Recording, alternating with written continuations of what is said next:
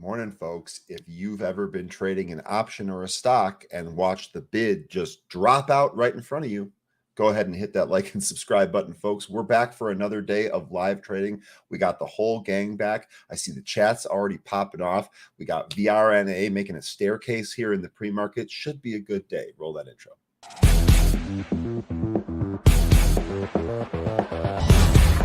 Winner, winner, chicken dinner. Those words have been dancing around my head all night. Oh, it's Vegas law, that phrase. Kiana. Fisher. Joy. Joe.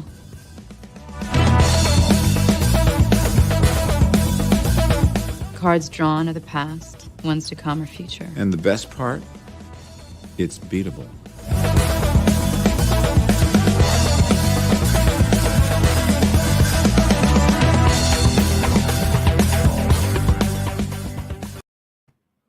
All right, we are back. We got quite a bit happening today. If you have already traded VRNA in the pre-market, you are a wizard. I want to hear about how you traded it.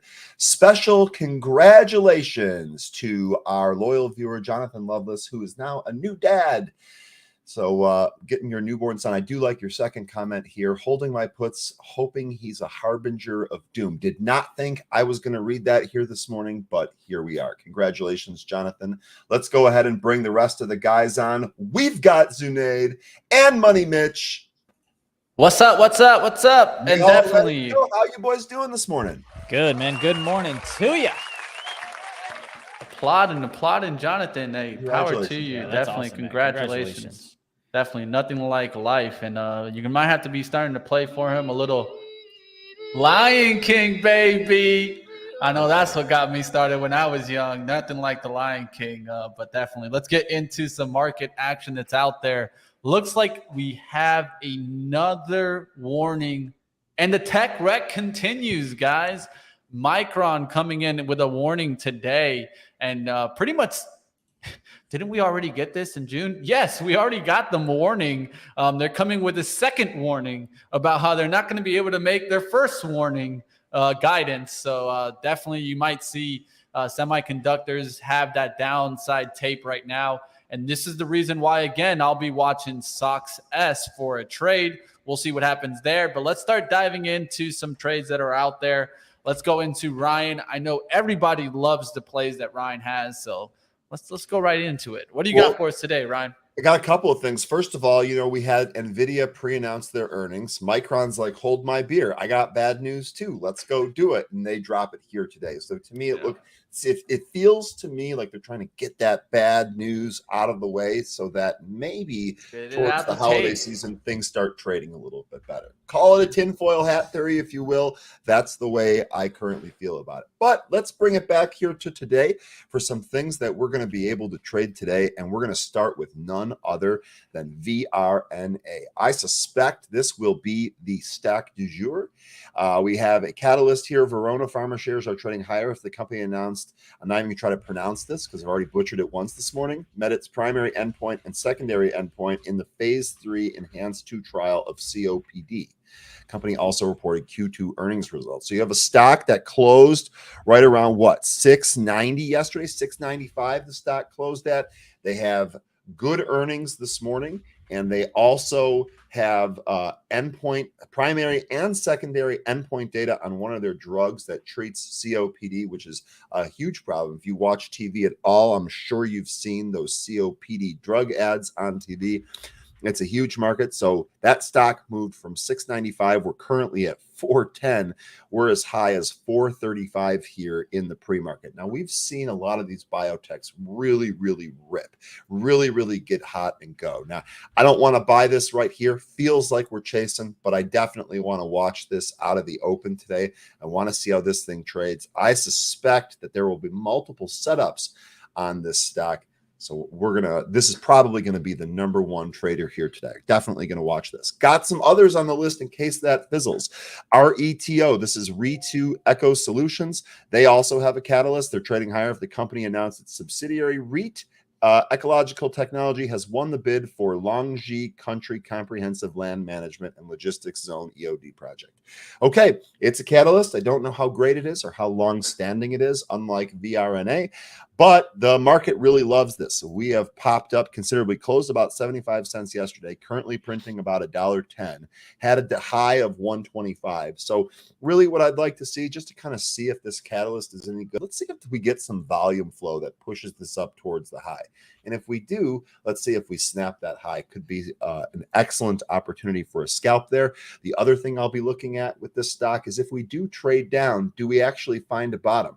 One of the things I've noticed the past several sessions that a lot of these stocks that appear hot, they kind of just fizzle right at the open. But an hour or an hour and a half later, they start to curl and they actually provide a trade that way. So we're going to watch that as well. We're going to see how that ends up going. Got a couple more here on the list.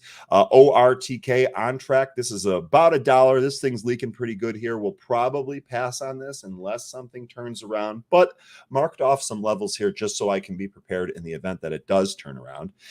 GoodRx, this is going to be another one that is going to be on deck today. GoodRx had reported earnings last night. They had a really good number. This stock has been severely beaten down. And when we take a look at the daily chart here, this thing's down from 60 at one point in 2021. Earlier this year, at the end of last year, we were at the high 40s. And as soon as we really hit this year, this thing just sold off, gapped down on earnings multiple times. The interesting thing here is that yesterday's earnings print pretty much filled this gap here. Now we're leaking a little bit now. We'll back into the gap. We'll see if this holds and turns around. But GoodRx, this could be a fairly decent trader here today. So multiple firms also increased their price target on this stock. So analysts like this 12 to 18 months out. Helbiz, this was one of the big ones yesterday, and this was on my list last night for stocks in play today. Guess what? It's in play today. 220 to 222 looks to be that high resistance zone. If we can take that out, I would expect some more fireworks here today. Wouldn't be shocked if this pulled back. We're currently holding the 2 level. Maybe we pull back to 190, 185. We'll see. We'll watch the open and see how this sets up. This was a great trader yesterday. Multiple setups yesterday. I expect the same thing today so long as the volume sticks around. A couple of more here on the list I want to go over real quick. GFAI, not one of them. Sorry. I should really start writing these down. MBEV, not one of them. There was one more down here that I cannot find. Oh, CYBN. We actually traded this a little bit yesterday. So it's worth mentioning again. This really kind of shot up yesterday, held and then sold. So we'll see what ends up happening with this today. And then the other thing is Unity. I don't see it in here. So maybe it's moving around a little bit more. Unity Software. This is another one. This has been a darling. Quite a number of people have actually really liked this stock. Looks like we've kind of found a bottom and we're moving to the upside here. Had a nice little spike this morning. We'll see where this ends up going. I'd really like to hold 53 and 52 here for a long side trade. But that's what I got so far. Zunaid, what do you got for today? Well, so I am already actually in a trade, and it's going to be a small size for maybe here. Let me go ahead and send this puppy on. And I am in Bed Bath & Beyond. My average price is not a good one. I'm actually not happy with it, but it's $12.06. So it's actually 3 cents below currently where I got it. But my stop loss is going to be the crack of 11.50 to the downside. So this is a trade I'm already in. I'm waiting to see if we can go ahead and get 13s. I'm going to possibly scale out around 1240s and then 1270s high, give or take. So that's what I'm kind of taking a look at. Let's go ahead and take a look at MU here. Possibly, I want to kind of see how this, I am interested in the short idea.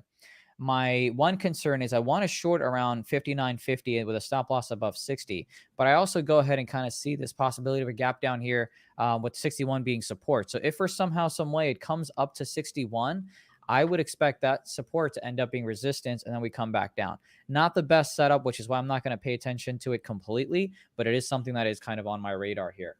Let's go ahead and take a look at Tesla. I want to bring this one. A little quick recap. Yesterday, we talked about the $900 bounce, and you can see how it gave you a few points there. Then when it went ahead and cracked below, it tested VWAP, and you had 900 right near VWAP. We often talk about, look, if you've got VWAP, a whole number, and support and resistance, to me, it's a good risk reward trade. Because if you're wrong, cool, it's okay. You'll lose about maybe $10 on the trade, if even that, or $5. If you're playing options, you should know what your risk is. Whenever I go into Tesla, I know I'm going to lose about 30% if I'm wrong. But you can see the rejection off of VWAP coming back down. So that's what happened last night or yesterday. Let's see what we can happen today. If it wants to come back and test 900 again for some reason, I'm in. I mean, I'll absolutely go ahead and grab some puts and see what that looks like. You can see at the moment, though, you've got around the 860 that's acting as support. I'm going to wait and see how this one kind of plays out. I do expect around 850 to be like an area for Tesla to go ahead and bounce. So maybe we can scalp 10, 15, 20% on Tesla calls if it gets to that level. But right now, I don't have a game plan unless it gets to 895. We go short. 850s, we go long. And again, this is a scalp. This isn't a marry it and, stay with it type of trade. Let's talk about AMD. This one at the $100 level was interesting.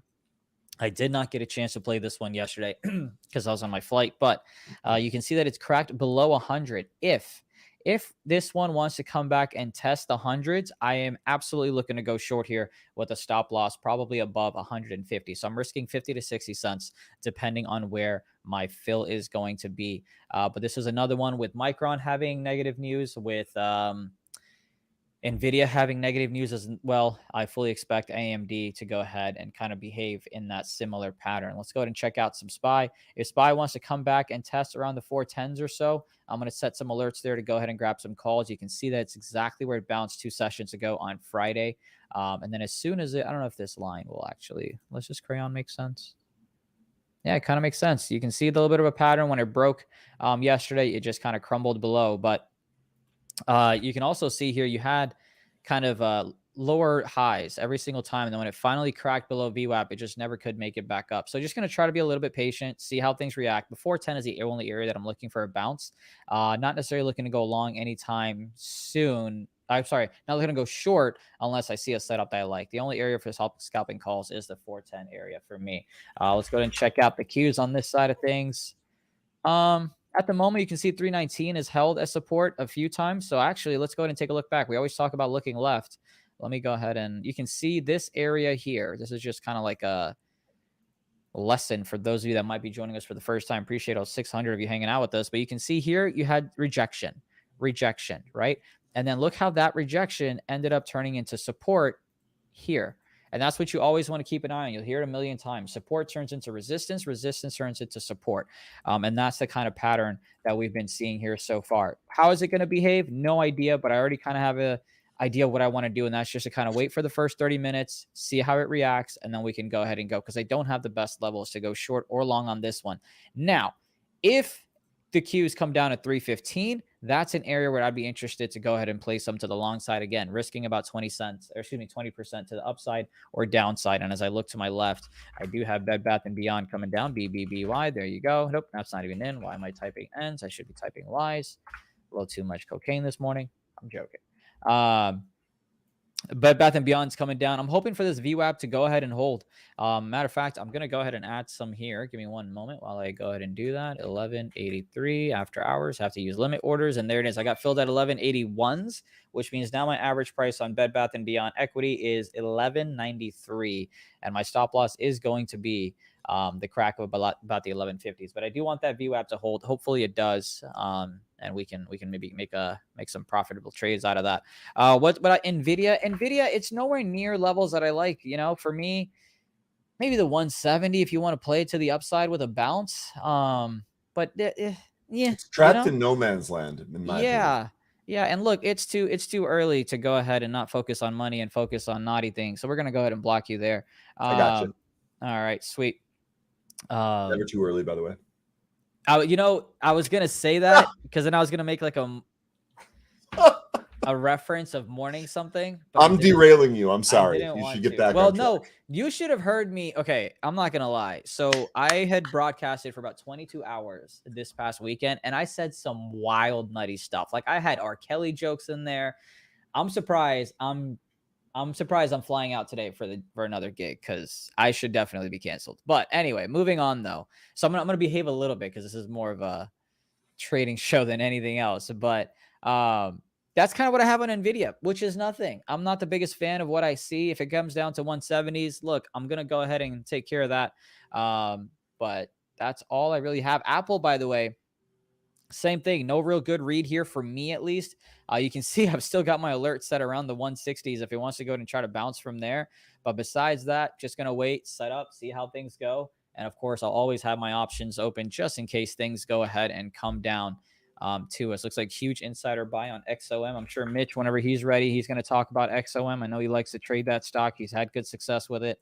90 bucks is approaching. Off my list too. Well, hey, let's pass it to you. And then when Mitch is ready, you got it. What's up? All right, it's Zekin. I saw a couple of people in the chat mentioning this. Shout out. You guys are always keeping me on task. Rosie all over Zekin. Absolutely right. This one here also moving up. We've got a pre-market high here of 174. Spot that it's stopping at right now is 160. So this is pretty clear to me. Break above 160 here. We're probably going to test 174. It might not go there in a straight line, but we'll see. We'll see if we can actually get some fireworks here. So Zekin also on watch. Hopefully Mitch is ready soon. Well, no worries. I can continue on with this. By the way, I did find the clip of, I don't know if I should post it in the chat, but I just, is this the clip of you making an R. Kelly joke? So can I say yes, but can I, I don't want to post it from like Benzinga's. Yeah, I wouldn't do that either. I want to go to my personal account if anything. But let me go ahead, since we have a couple of minutes where Mitch gets on. Let me go ahead and kind of set the stage here. There's a term apparently that the cool kids are using, by the way, BBBY headed to the upside. Oh, you're just going to take me off so you don't have to get canceled with me. No, we're not putting me full screen for this one. You're out of your mind. Here's some context. So when you're calling esports, you have, you're talking about players, good, bad, the ugly as well. And let me see which Mitch is going to. Oh, okay. Yeah, that's fine. I thought Mitch was going to be like, don't get canceled. That's fine. So when you're talking about players, sometimes you don't have good things to say. So I was talking negatively about a player and the chat was like, oh, like you're pissing on him. And I've never heard that term in my life, but keep in mind, I'm also like 30, but apparently that term means that you're like talking down upon somebody. Like you're just, happen on them, whatever. So anyway, that's the link to the Twitch clip if you want to watch it. So that's the context of why I said what I said. But anyway, let's get back to trading on this. Drip, drip, drip. Well, that is this noise that happened. You know what? Never mind. I think the chat can put it together. This is Benzinga after hours before the bell. Yeah, when the hood's up, you know there's danger coming. Oh, for sure. No question about it. Okay. All right, what's going on, traders? How we doing out there, guys? I hope you guys are ready for the market. A lot going on out there. I'm sure the guys already talked about a lot of what's going on. I'm also looking at Norwegian Cruise Lines down on their earnings. A lot of misses today. There was about 3 or 4 major earning reports, and they were all misses. So just kind of pointing to that. Let's take a look at the most important trade of the day, which is going to be SOX S yesterday. What a trade I had, guys. I actually held this towards 38.75s. So it was a monster trade for me on SOX S yesterday. And a lot of that was what? Patience, right? Patience and leaving a little bit of a runner left me that win from the 37s all the way up there towards 38.75. The smallest amount of shares made me just as much as these shares made me down here. So I think that's the important part there, is trying to extend the wins. So SOX S, now you're back up above that 39. That's where we rejected yesterday. So that's where I'm going to be looking for pullbacks. Somewhere around the 38.75 area is what I'm going to be looking for. And you can see here, the hourly support is around that 75 here, 38.71. I'm going to call it as support. So around there is where I'll be looking for entries. Needs to pull back. Don't want to get extended into SOX S. Need to see that pullback there. We'll see if we get it. Of course, keep your eyes on stocks like Micron and Nvidia. Do we get that next leg down, right? And so I have the support drawn right here at 172.43. Do we get a move to 175, or do we just get a move to 170? If you see that move to 170, you'll probably see SOX S just take off. Of course, also keep watch on the SPY, right? We're back down towards the 412s. Does this go closer towards the 408s? And guess what? We're right back into the pattern that I was thinking was going to happen, which was some sideways consolidation near the top of the range. Now, the question is, do we go up and break out to the upside, or do we do the same thing that we did here? 8 days of sideways action, followed by the 9th, where we really started breaking through support. So a move back to support today could get this really looking like this pattern that we had last time. Next thing you know, we get, let's say, maybe a inline CPI data or a hot data that comes on the CPI. And guess what? Boom, there goes the market. So we'll see what happens there. Keep your eyes on today and the next couple of days to see what happens. I think that really, I'm not trying to put on any big trade, especially on a swing level, because the market's just going to change up tomorrow with that CPI data. We don't know if it's going to be kind of a buy the rumor, sell the news, because buy the rumor would be that, yes, we expect inflation peaked, and maybe some people ran into this CPI number and are going to sell today because they don't want to actually see the number. They're just trying to get it towards that number. So you could see some profit taken today. If you see some hard downside action, that's what I think will be happening. It'll be people taking their gains before the CPI data comes in. All right, we'll see what happens there. Like always, there's a lot to keep watch. One of the stocks that caught my attention today, of course, Nvidia did get a dip buy from Kathy. She got Twilio also and Teladoc. She sold her DraftKings, so it looks like Kathy pretty much said enough with the NFL trade. So if you see DraftKings take down here right at the gates, a lot of that is probably Kathy selling out of it. Bed Bath & Beyond went ahead and crossed above 12 in the pre-market again, but now it's coming down. My stop loss is going to be the crack of 1150s, which might be soon. There goes Zkin through 160. 174 highs now.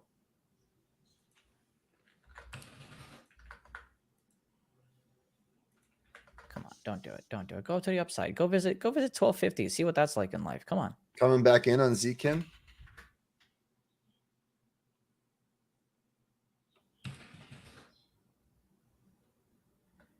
Success first move is up. I'm looking for a pullback here. Not going to go ahead and just jump into the 40s. It's just too extended for me. Since it's close to breaking my risk reward, I went and got some more. Now my average price on BBBY is 1184s.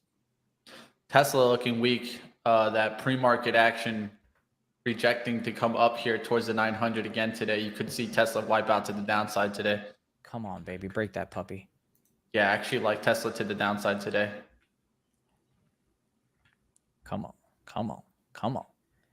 Waiting for that break of 12 on BBBY. Went ahead and tapped it. Tesla already breaking down there from the 870s down now to 865s. I'd be careful with the meme plays today, but hey, to each his own. You never know if they're going to go for another leg or not.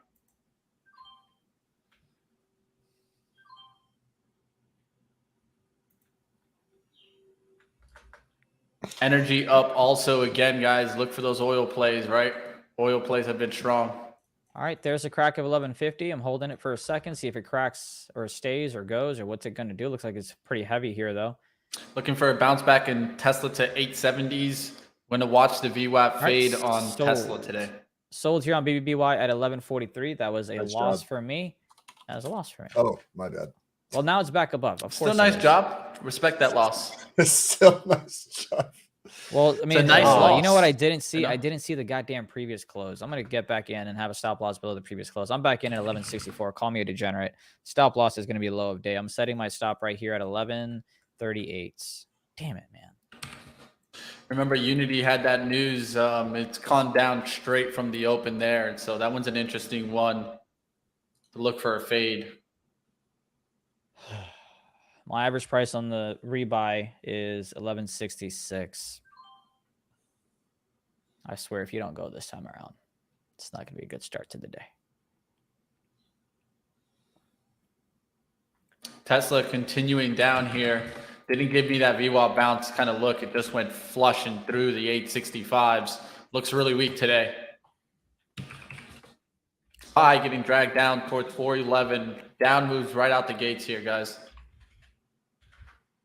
LRCX just to the downside over and over again. What was I about to do? Tilray. VRNA struggling here around the 14 level. And it's trying to stay above it, but it's having to do some work to do that. We'll see if it's able to actually make the next move higher. 1475, your pre-market high. Could see DraftKings just get tumbled now today. Taking a look at that. Oh shit! I forgot to do Dropping something. fast, too. I'll be right back. I'll be back in another minute. Okay, hope everything's okay. Dun dun dun. Success. Did you get a pullback enough? Nah, it just ripped.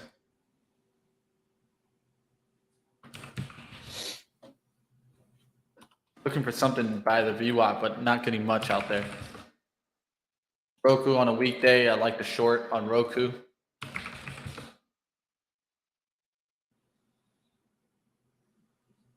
Liking this Roku short here.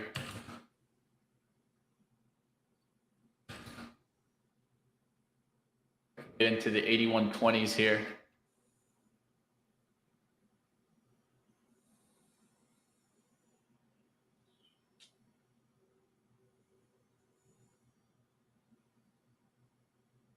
Had to jump on there at 80.96 there. Definitely chasing a little bit on these first shares, willing to add, went with smaller shares, about a third of the sizing here. I'm still watching. Starter short on Roku.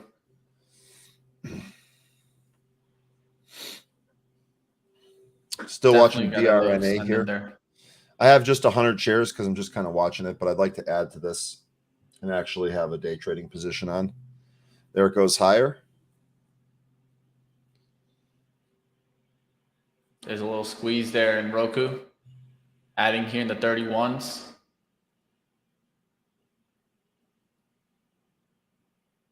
So now I'm at 81.13.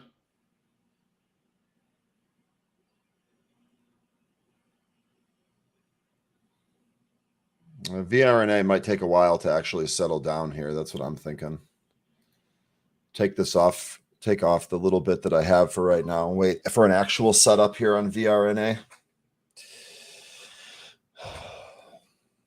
1475, 1450 seems to be a spot too, interestingly enough. Buying a pullback here, it does seem to be all over the place, but anyway, sorry, I'm trying to figure it out live. All right, I got the alert while I was away for a second that I went out and took a loss on BBBY for the second time.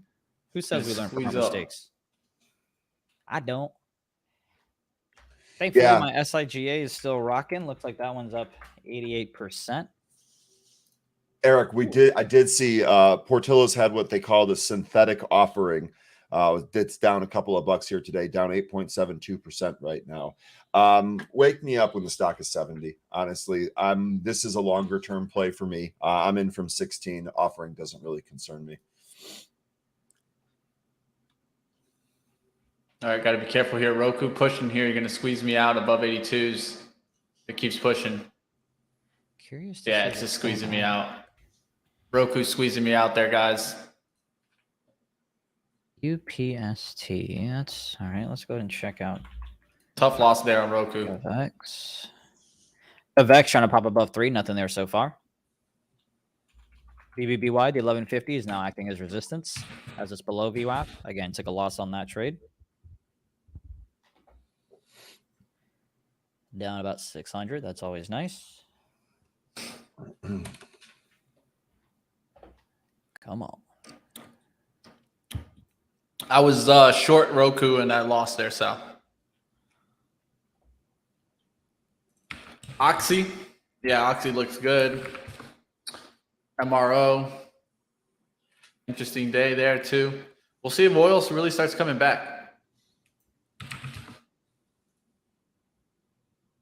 AMC is looking like it's about to get shorted into. We'll see what happens there. 2350s was the area. That looks like a good short there.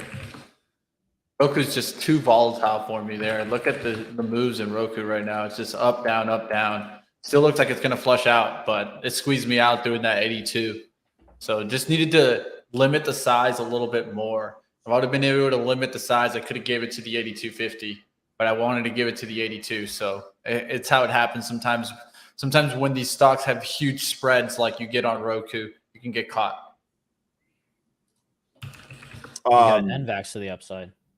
Eric asking, I couldn't find what the offering price was on Portillo's. Does Benzinga Pro have that info? Benzinga Pro has the same press release that you saw. There was no price listed in that press release, at least none that I could find. All right, let's go back to AMD, see if it ever tried to touch the 100. It said, nope, not touching shit. Straight down. Let's go ahead and check out Tesla. Ah, would you look at that? Tesla from the 853s barely missed my alert. Wonder how many points it gave us. Let me check. Yeah, about 6 points. Damn it, I missed that one. That's tough. GDRX moving here. Wow.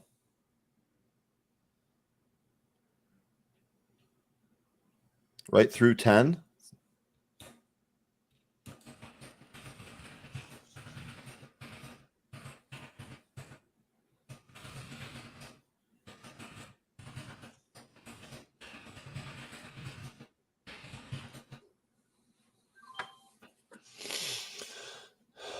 I like good RX for higher, but it really needs to start building above this level. VWAP here I got at 10.12, and it's just kind of dancing around that. We had a high as 12.36 in the pre-market, excuse me, the after-hour session yesterday. I'd really like to see that get attacked, but it's got good volume here today too. It just really needs to build above this VWAP.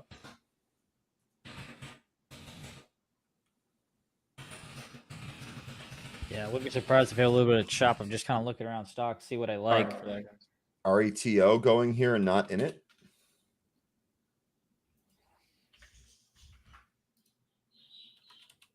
All right, let's go to the 5-minute here and see what that's looking like. If Apple goes ahead and closes this 5-minute candle below VWAP, I might be interested in going short. Let's see where the SPY is at.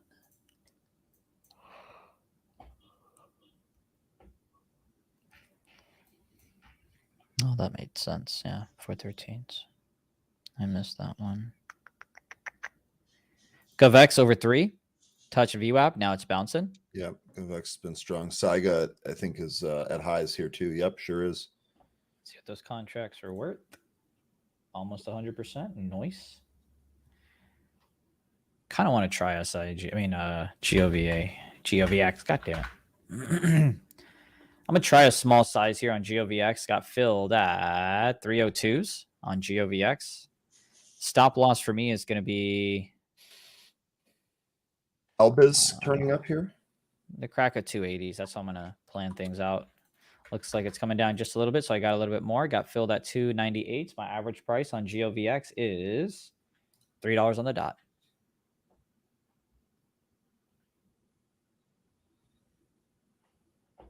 $213 looks to be the spot on Helbiz if they take it.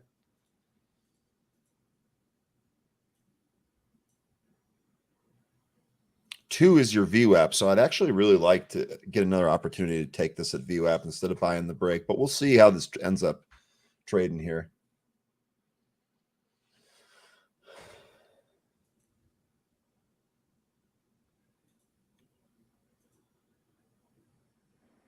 Interesting short setup on Ford here. I'm just taking a look at it. Wanted to try to get back above VWAP, reject that, and then I think it takes out the lows there. GOVX above 3, bouncing from VWAP continuously. You can see that on the minute chart. Energy up nice now. XOM up there towards 9150s. Rush. Taking off right out the gates there.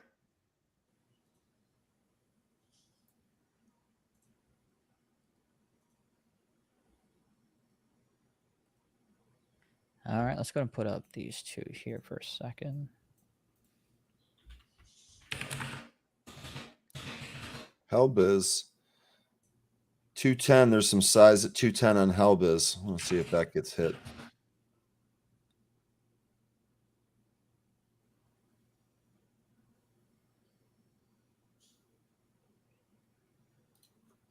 Take some here. Helbiz 210. Let's see if we can get some push here. Need a break above 213, it looks like, to really get going here. 213 up. Took it. Here we go. SIGA moving up to more highs. GOVX, I'm surprised, isn't responding properly, or what I believe is properly. but I'm up about 1% on my equity now, about 2%. There we go. Helbiz. There we go. Very nice on Helbiz. All right. Took that off there. Sweet job on Helbiz. I had the Helbiz warrants up here. That's not what I wanted. I was about to say, Right. I've never seen you play a stock like that. Say again? I was about to say, when you had the warrants up, I was like, I've never seen you play a stock. Yeah, like that. I've played warrants before, but I don't know. I don't fully, unless you really understand where the warrants convert and all of that. I'm not really sure. Yeah, I hear you, pal. Falcon, there's nothing going on JagX. Long It's UNG. very minimal volume on a 29-cent stock. I mean, there's not a whole lot going on here. I think this PR is kind of not great. Anyway. Long on UNG here, guys, on the pullback. I like some regulated gas names today and utilities. You can look at NFE as one of these players. I like this stock. NI's nice little push here out the gate. CNP is one that I've been looking for the next leg up. Look for that one to set up for a 32 break. Of course, there's little utilities and regulated gas, or you can go for the natural gas itself, right? You can do UNG, you can do Boyle. If you wanted to use Boyle today, that's one that I'm looking at also.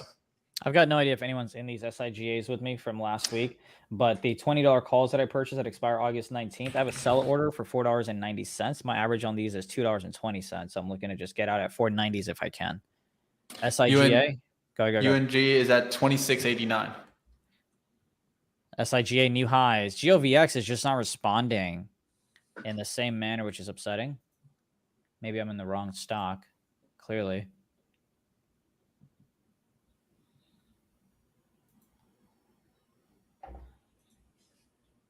Helbiz sure looks like it wants higher here.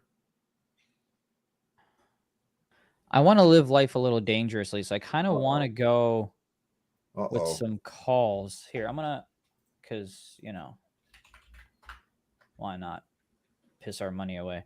I'm gonna go and get the 175 calls, just one contract, just one, because I'm already in the red. I don't want to have it mess up my mood. So I got one contract on Nvidia. I went ahead and got the 175 calls expiring this week. I filled at 350 on the dot. If it goes ahead and closes this candle on the 5 minutes below the 173, I will be out. Again, my price is 350. It's just one contract, just so I can get my itch. Or scratch my itch. Get my fix. Whoever went long UNG, what was the price?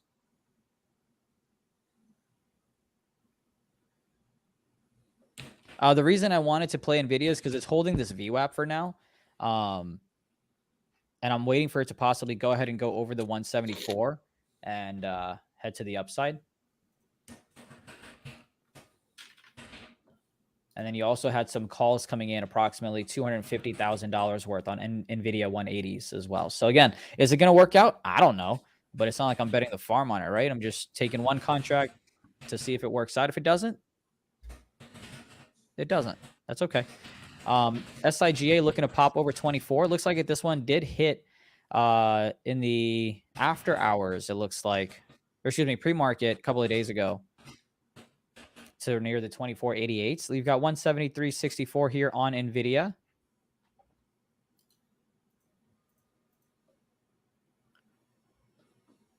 All right, those Nvidia contracts are now up a whopping 7%. What it do? All right, come on now. If I had more than one contract, this is where I try to scale out because I'm up about 8% on those, and it's kind of testing the highs of the day, right? It could easily just reject, but I only have one, so I'm not going to go ahead and sell these. I'm going to wait to see if we can get that crack above, and there's the crack above. High a day on Nvidia. Those contracts are now up about 13%. And I want to go ahead and bring this up. Someone please interrupt me if you have a trade. Who was it that said, why are you taking Nvidia because of the bad news, or even with the bad news? I don't know who it was, but and the reason I want to bring this up is because I understand that it's bad news, and that kind of gives you an idea of what may move the stock. What we may not know is if it's going to move it to the upside, downside, or whatever. We have an inkling on what it's going to do, but look at NVAX, right? Look at the huge gap down it had on bad guidance, missed this, missed that, whatever, and it's moving up. right? You don't necessarily know. And I don't want to say, oh, I'm looking at price action, because it's not necessarily just price action that helped me take this trade. But it's the fact that it was bouncing around VWAP. It's the fact that I saw calls coming in, which, by the way, you got Amazon 138 calls coming in as well. And that's what helped me go ahead and get into this trade. Now, is it going to work out and give me the 20% that I want on this? I have no idea. And we'll wait and find out. But I was up about 13%. I didn't take it because I only have one contract, but I would have scaled out for sure if I was in some more. Hopefully that makes sense. And look, it's coming right back down. I can easily take an L on this one. Yeah, it's the contrarian trade. It's not towards the normal logic that you would expect. That's why the question comes. But remember, the markets don't always move with logic. And if you try to apply logic to the market every time, I promise you, you'll probably end up scratching your head like, what? Yeah, and keep in mind, like, it's not even like, oh, I want to be different than everyone else. It's more so just like, hey, it's bouncing off of here. If you look at the 5 minutes, you've got higher highs every single time so far, right? Like 1, 2, 3, 4. And I can still lose this one. But again, that's why I'm not betting the farm on it, right? I'm not betting Mima's money on it. Just a little bit, just a little taste. And if this 5 minute candle closes below VWAP, I'll go ahead and take the L. It's okay. It happens. But since I'm already down, 600 and I've got up to a bad start, I also didn't want to oversize and mess everything up. So I took one size, just one share. Let's see what FAZE is doing here. SIGA continuing. Yeah, well, it's trying to break the 24s towards the 25s. MTD, big pop. Good call, Jay. I don't see HKD is halted, so I'm wondering what's going on there. Meggle halted to the downside. That really fizzled. AMTD, isn't that the one that was moving prior? Yeah. I feel like we've played AMTD. It's moving already. We played AMTD quite a bit. It's moving right now. It just had a huge pop on the 5 minute. Huge pop. Look at the 330s. You can look at it pre-market and also right now. That 330 is what needs to clear with volume to help you get a little bit higher. But right now, that's been the resistance since pre-market. Pre-market highs as well. Session highs is a penny or two above. Dave, sometimes I do that. Whenever Ryan's Thinkorswim goes off, sometimes I do that. But then I'm also like, wait, I didn't put any trades in there. I'm watching VRNA still. Having trouble clearing out and building above 14 here. Got a VWAP of 1327 if it really comes in. So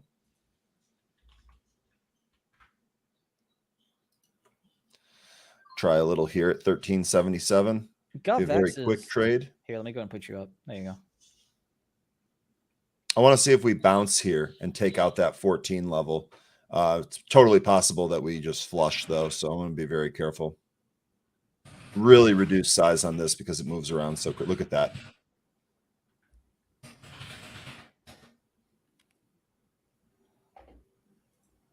Here, I should probably zoom in on this chart so you can see it a little bit better. Really, if it loses that 1357, probably more downside here. So there it goes. Just lost it.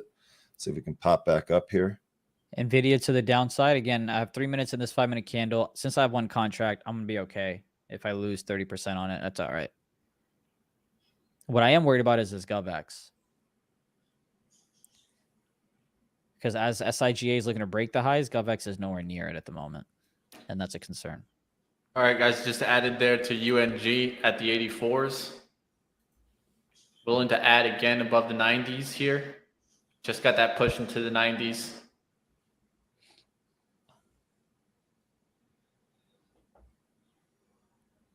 Volume drying up here on VRNA, so this pop might be over until it actually sets up. Oh, what a drop. Yeah. That's why you reduce size, man. If I had been in there with day trader size, I would be disappointed right now, to say the least. But I'm in there with such little size, it doesn't really hurt. Now let's see if we get a VWAP bounce. Traded all the way back down to the VWAP. Didn't have prints at it. 1 penny above it. Let's see if we bounce off the VWAP here in VRNA.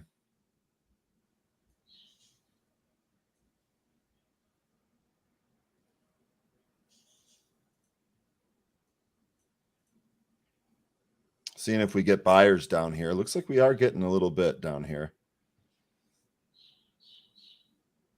That could be possible for a bounce here.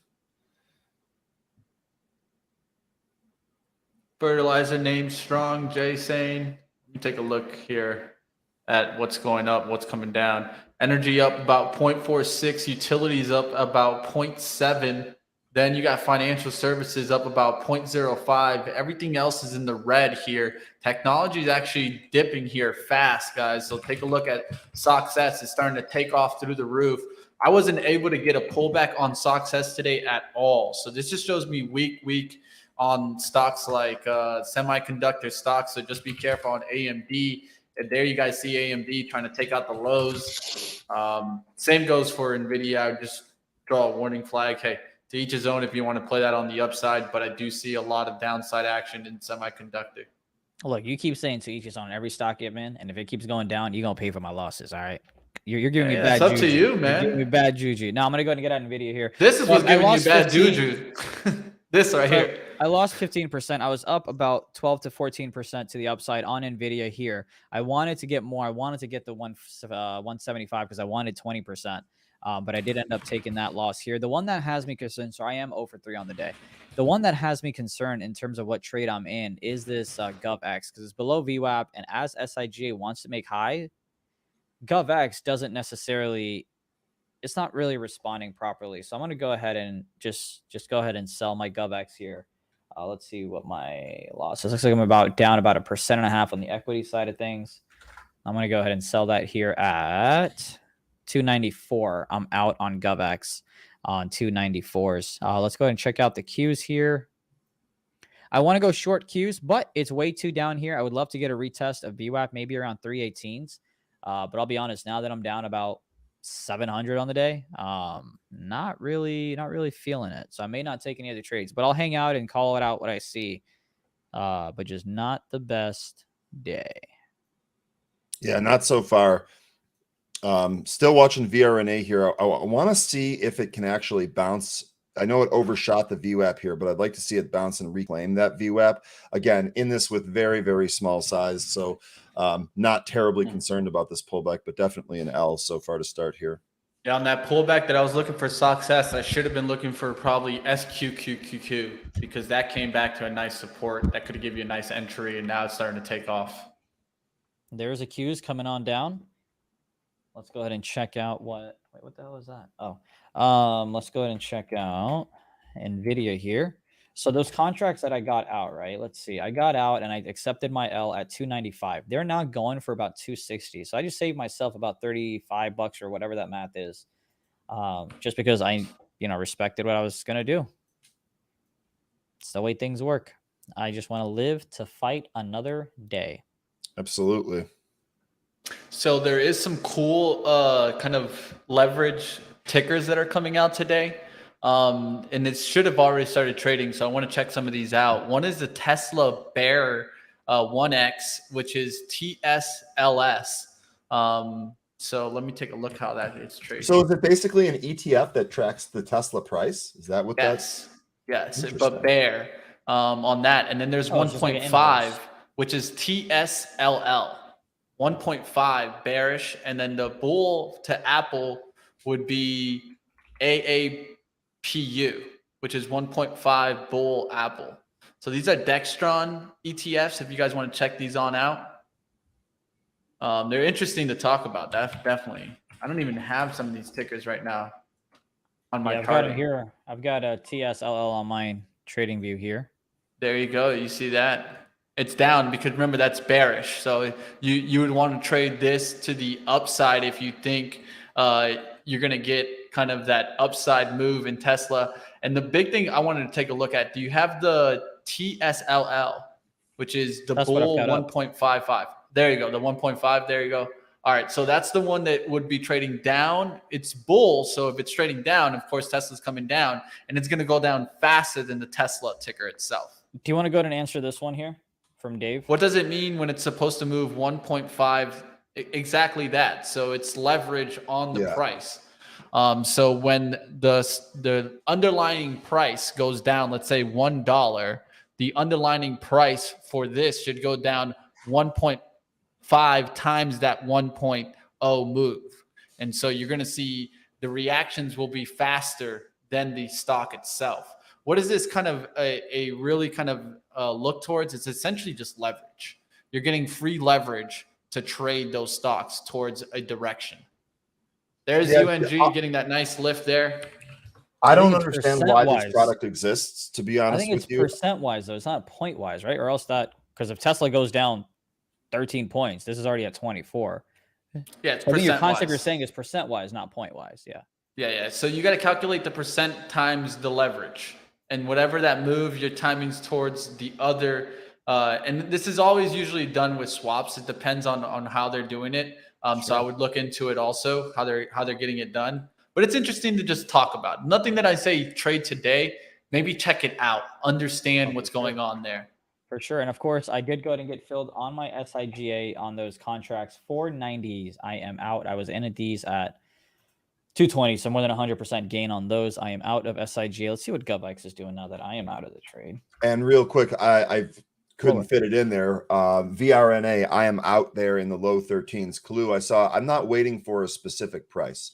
I'm waiting for this to find its footing. It can always go lower. I don't have any idea on what the price should actually be. So I'm waiting for it to actually kind of bottom, hold, and then maybe curl. Remember, I'm waiting for the curl here. I want to buy these things lower. The whole reason of me taking that early position is because I thought maybe it would run and break out of that formation. Took it small in case it actually breaks down, and that's exactly what happened here. So out in the low 13s, waiting for a good setup. Don't have a specific price.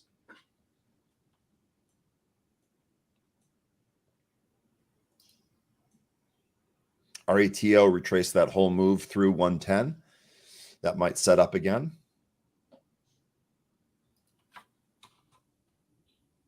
You guys there? Yeah, HLBC highs.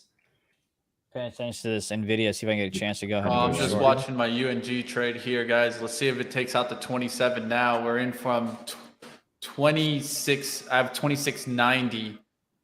So we'll see if we get this to take out the 27 and get to that next level up. I want to see it get towards, let's say, 2709s, and I can sell some and then look for the 2725 on the top profit.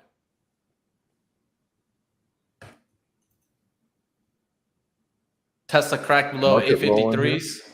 Yeah, Tesla's taking us down there. I could see that Tesla weak right out the gates, even though you were seeing some tech bounce. Tesla was really weak right out the gates, never even gave you a chance.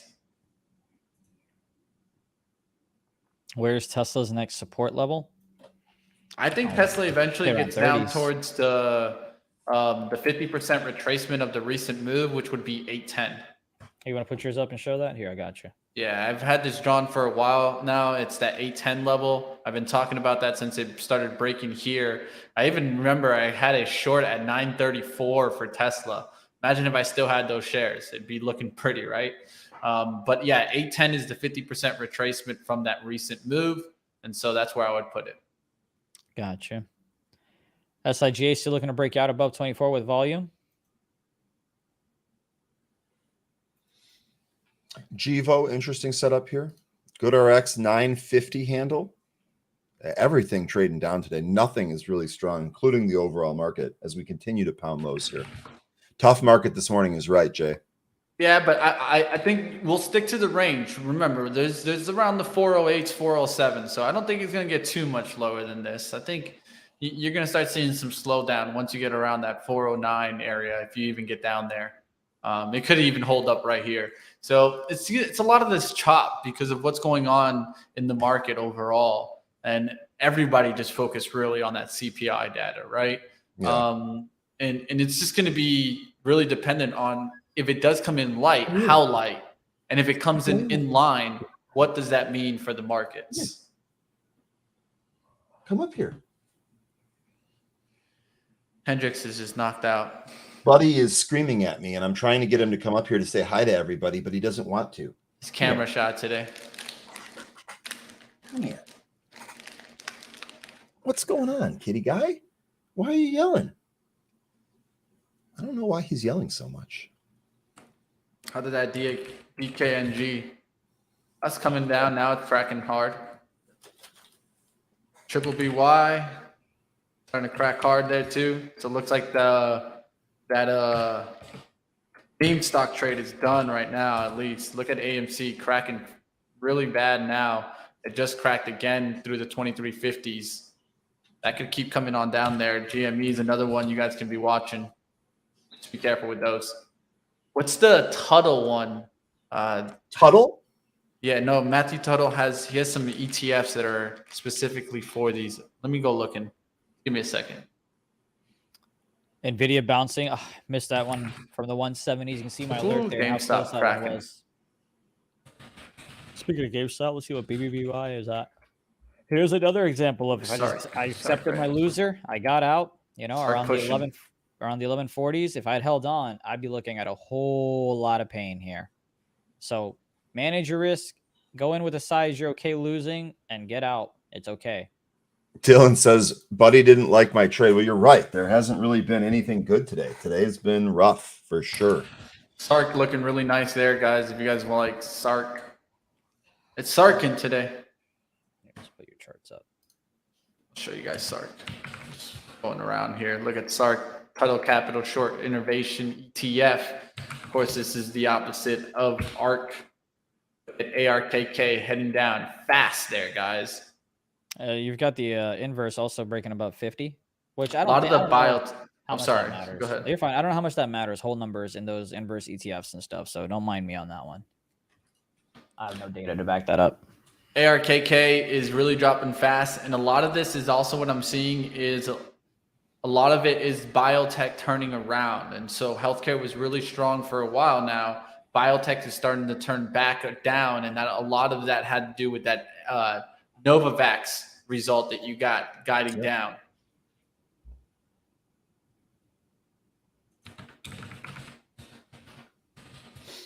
Also, man, that Roku, I just got stopped out and it pummeled right after that. So it looks like I had the right outlook on the short on Roku, just was too early to the tape, and that can happen sometimes. What am I down now?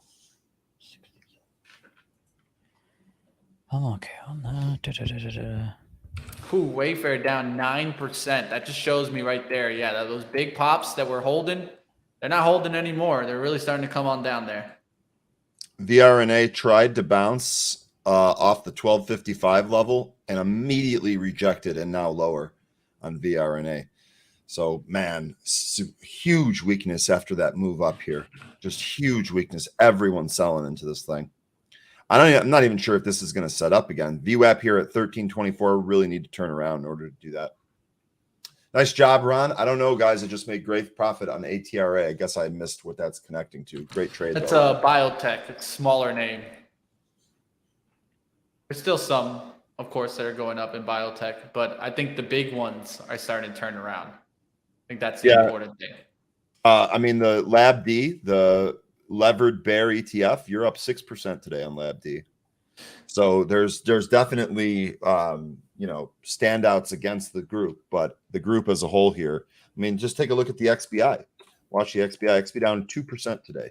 Yep, and a lot of that with Moderna and bio and tech, and after a huge run up, right? A huge run up. I mean, XBI, I think this could easily come back into 86 in short order. That's 5 points from where we're at now.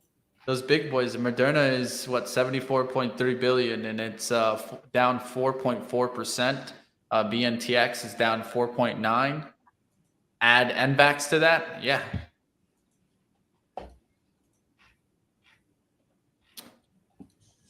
Watching for this natural gas to try to get above 27. This thing is a slow mover.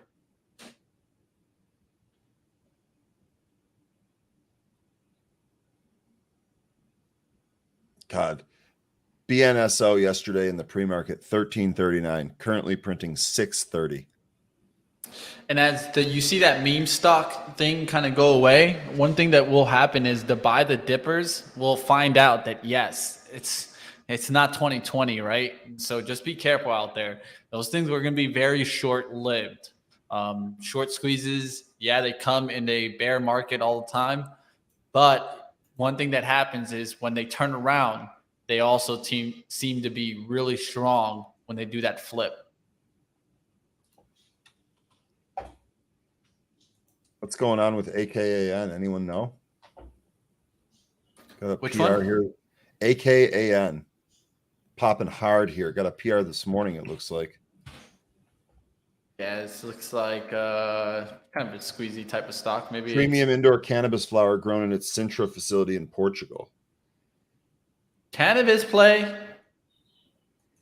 It's popping. Question is, how much more does it have? Last time it popped into the 150s and turned around. So just be careful out there. It looks like I have a high here. Let's see this date. I think it's 145, but it's a little bit over that. 153. Some resistance in the 153s. So you look at the daily, you also see that resistance in the 150s.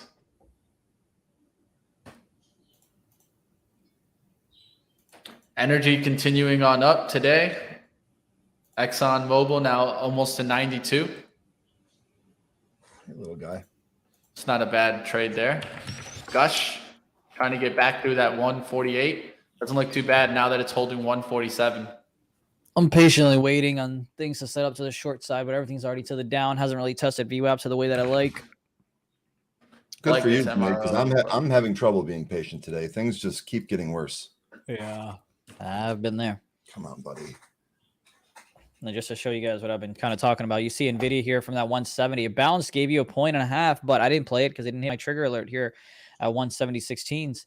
I'm kind of waiting to see if Nvidia wants to go ahead and test this 172.50 to test VWAP, and then I don't mind going short a couple of contracts. And then the Qs, of course, same kind of story, just down, down, down. I'm gonna go ahead and set this out. I really like this MRO, but not going to be able to take the trade. Just too focused on this UNG. But it really looked nice there on that pullback on VWAP. Shopify, let's go and check it out. Same thing, though. It's already down. I'm waiting for it to kind of come back up and test it. If it tests the 38s, that's a solid idea to go short, in my opinion.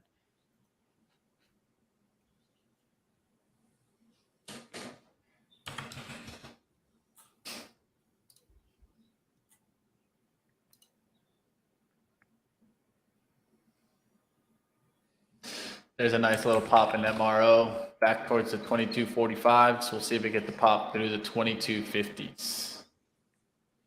It's all right, Rosie. If you're, I'm having a bad day. It's already said that.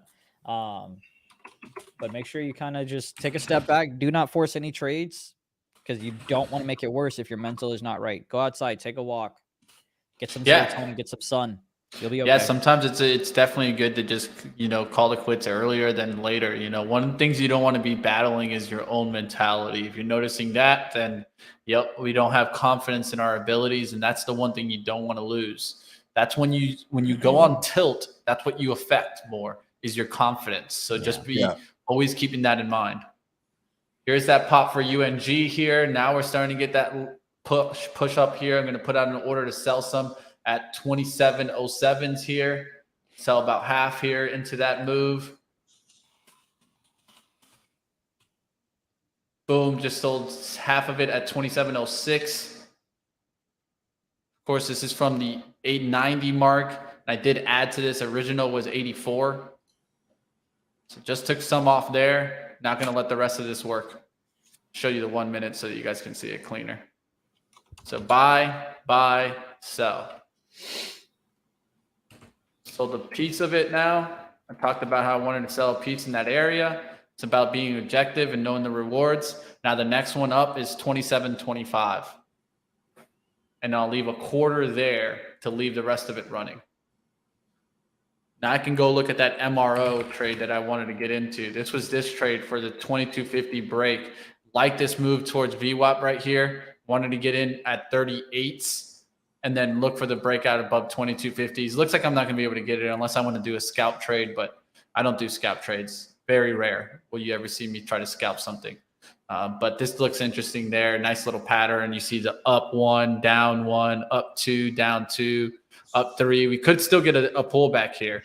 It could still pull back towards that kind of 50 EMA around the 35s. We'll see what happens. UNG now up there at 27.15. Let's see that next level up. Boyle is one that we would also want to see break out there. So you see it there. Nice little push in Boyle.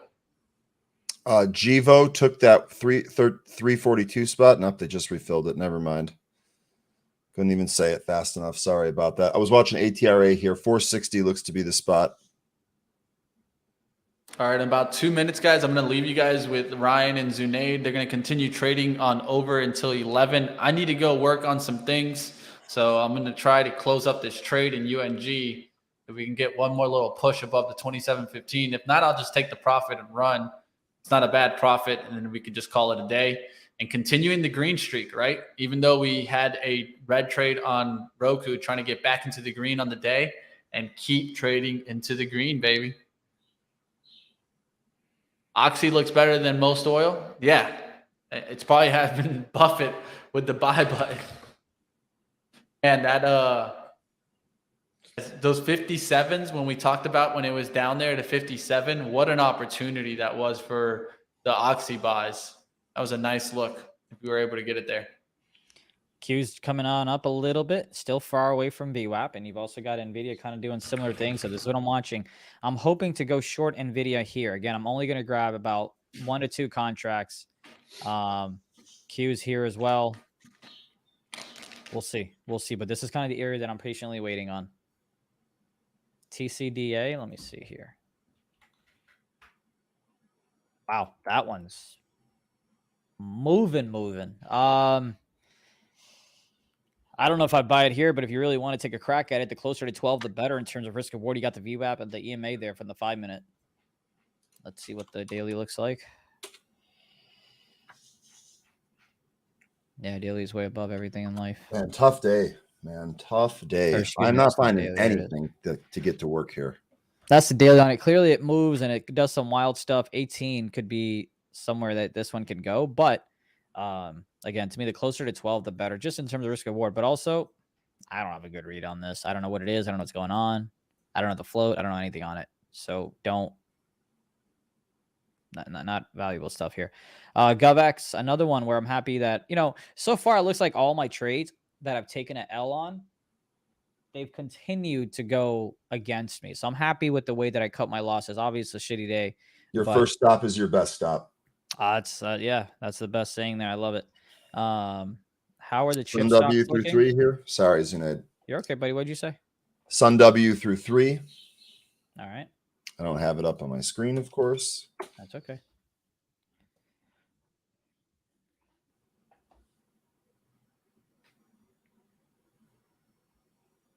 It's getting jiggy here.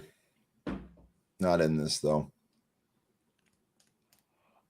But yeah, like I got out of GovX around 295s, I believe, and now it's obviously now at 280s. Nvidia, I got out when it broke the VWAP here around the 172s, and obviously you can see that it went all the way down to 170s. Let's see how low those contracts went after I sold them for a loss. So I sold them for a loss at, I bought them at 350. I sold them at 295, so just one contract. They went as low as 220, it seems, and now they're even trading at 230s. So they're about a whole $60 lower, which is probably about another 30% lower, whatever the math on that is.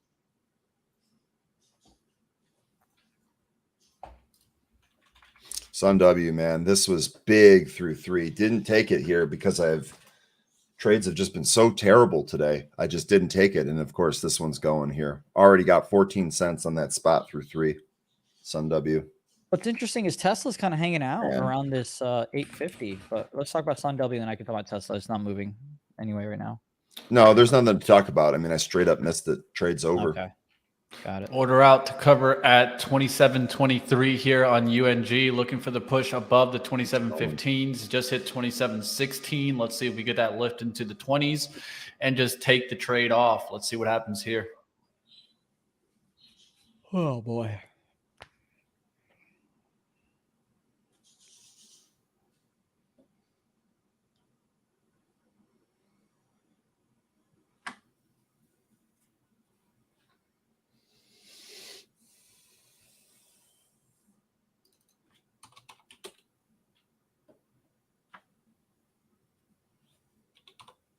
On Nvidia, on Tesla, though, even though it's hanging around 850s, I would love to go short, but I'm not trying to go short here. I want to go short closer to 860s if I can. Matter of fact, around 858s or so is where I'd love to go short. But, if you want to go long, though, you can go long here. You're risking low a day, which is about less than $10 away. So, whatever you want to do, manage your risk. But for me, since it's still below VWAP, I'm more thinking short, but I want a good entry point. I want to be patient with this one.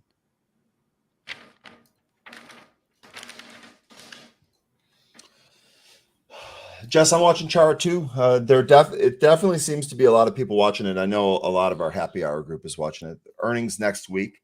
So I'm assuming that people are positioned for that. I'm not going to try to trade this. I still got a whole lot going into earnings. I want to see what the earnings provide. So I'm not actually trading this, but I am absolutely one of those people watching it. Good to see that when it sells off, it gets bought right back up. That's definitely helpful. Big tempted to go long here and sell it at VWAP and then go short and try to be cute with it, but I'm not going to. We will not do that. ATRA through the highs, new highs here in ATRA.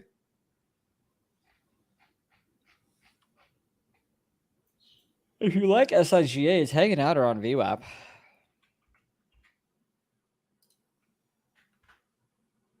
Just kind of consolidating for the past 20 minutes or so around VWAP. I'll try it here. Let me go ahead and pull this one up on Thinkorswim.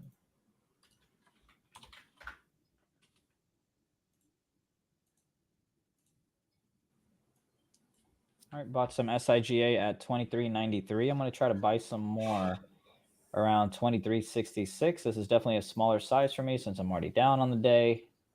Waiting for the pop and see if I can get some 24.74 is where I have my current sells. I may adjust that accordingly, but for now, that's where I'm at.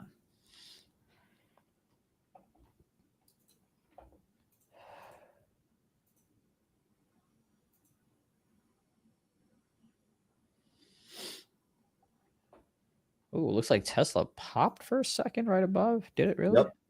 Yep. Wow. Wonder what that was. That's weird.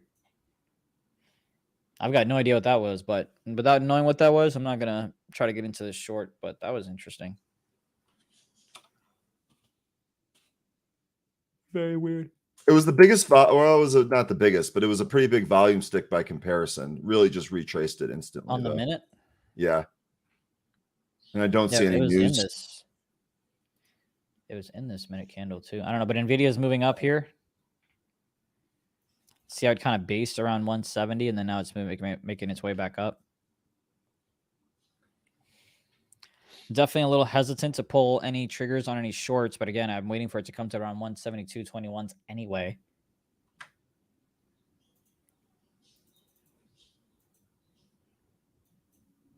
Man, ATRA just keeps going.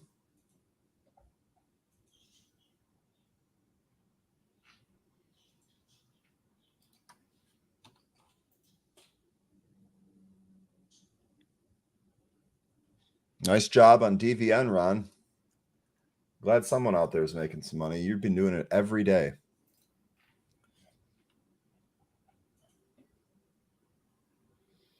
VRNA rolling over to the lows here. Looks like new lows incoming. VRNA. Boy, what a disappointment this stock was today. Holy smokes. It's nothing but down since the open. And it looks like it's trying to break this formation as we speak here. All right, SIGA is moving up. SIGA, come on. Give me some. I am your neighbor. That's a song, I think.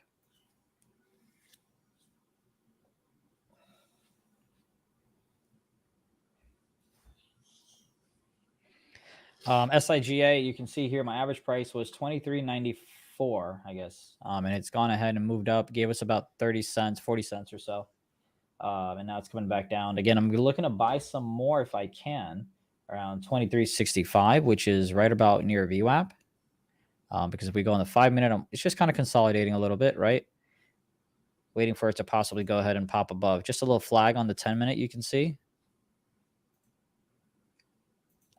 Waiting for a breakout above and try to go ahead and hit the 25s, which is your high around 24.88.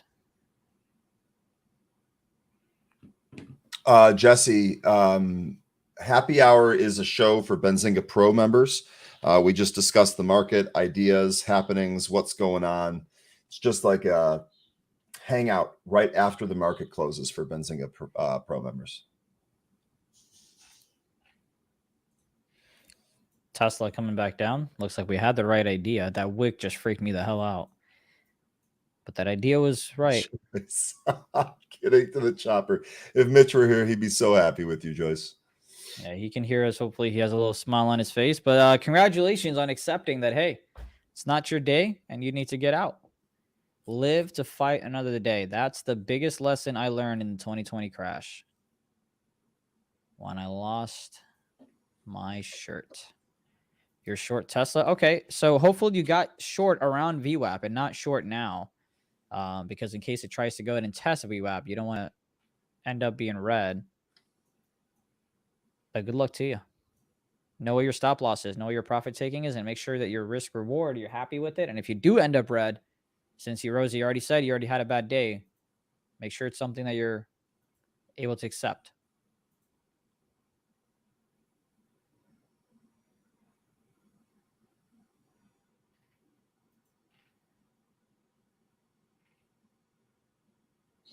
Helba's trying to make a move here.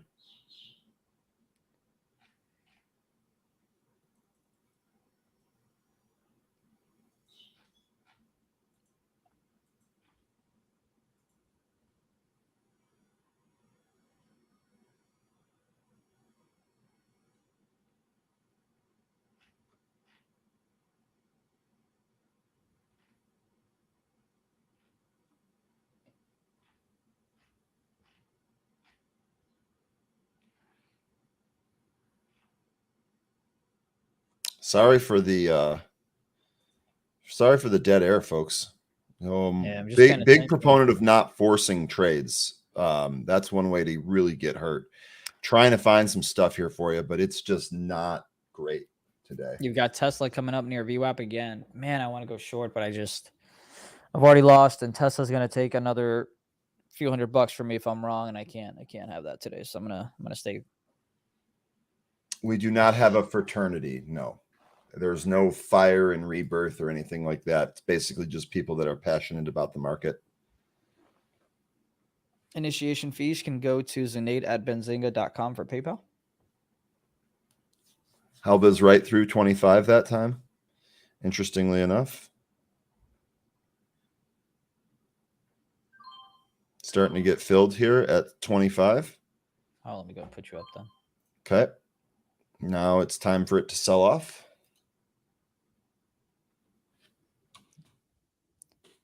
Tesla popping a VWAP. Again, I am not in the trade. No trade for me. That's okay, Rosie. Hopefully you're okay. Say again? No, I was talking to Rosie. She says she's out of Tesla as it's testing VWAP.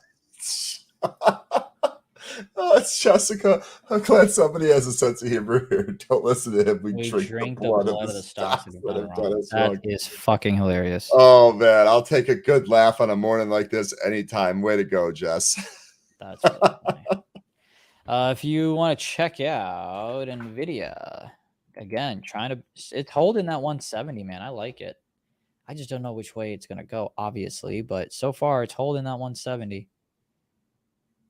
Could be a bear flag break, but staying away.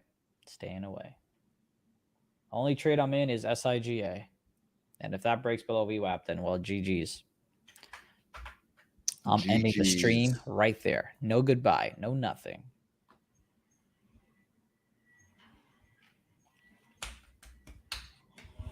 Out, but no loss. Okay, good.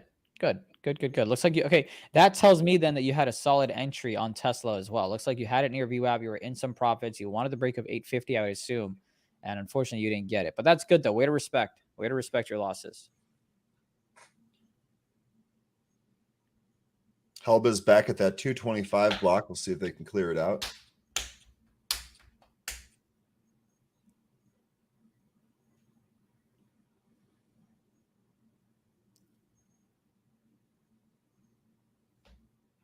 See if Helba's can break out here instead of break down.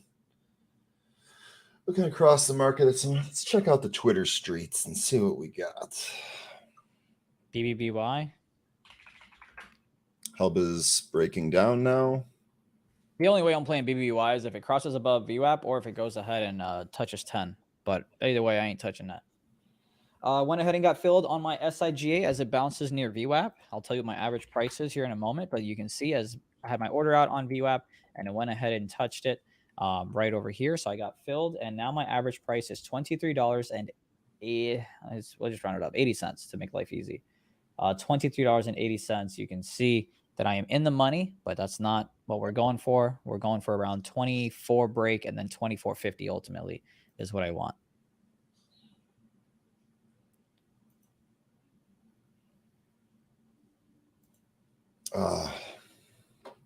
Hub is breaking down here. Put you up. What a frustrating day. What a frustrating day. Thanks, Rosie. We haven't punched in any profit yet on SIGA, but I'm happy. Even if I take an L on this trade, which actually may mean that I haven't punched any profitable trades. My trades have been profitable. I just haven't realized those gains, which is what matters in this life. So even if this trade goes red on me and I have to take a loss, I am happy because I waited. I was patient. I didn't chase around the 24.40s. My risk reward I'm happy with. What's my stop, you say? I would say if this 5-minute candle closes below VWAP and this EMA, so around like 23.20s or so, I will go ahead and see myself out.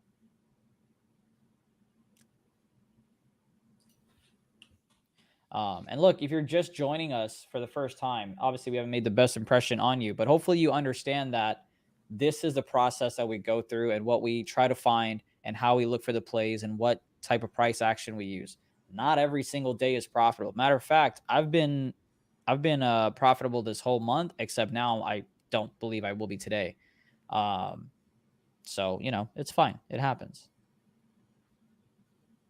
This will probably wipe away 2-3 days worth of gains, 2 probably, depending on how SIGA goes, but it is the life that we live.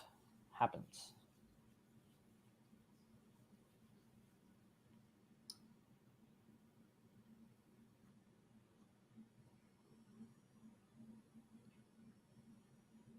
Come on, SIGA, crack up to the 424s, baby.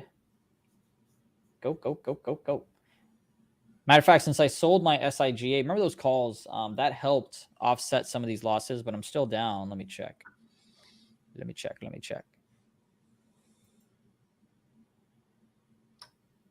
Still down about 200 now, and that's only because of the SIGA contracts that I swung. But besides that, it's been an ugly day. And now that Mitch is gone, we can talk trash. That's mean. We don't do that. But also mainly because he's in the background, he can hear us. But once he's gone though, it's on. Not like he can't turn on the YouTube stream, but still. I think he's typing in the chat now. He's saying, screw you, Zunaid. Come on, SIGA, make the move to the upside. Matter of fact, let's see what's going on with GOVX. It's like that one's still around. Yep, that one tried to go green to red, try to come back up around VWAP.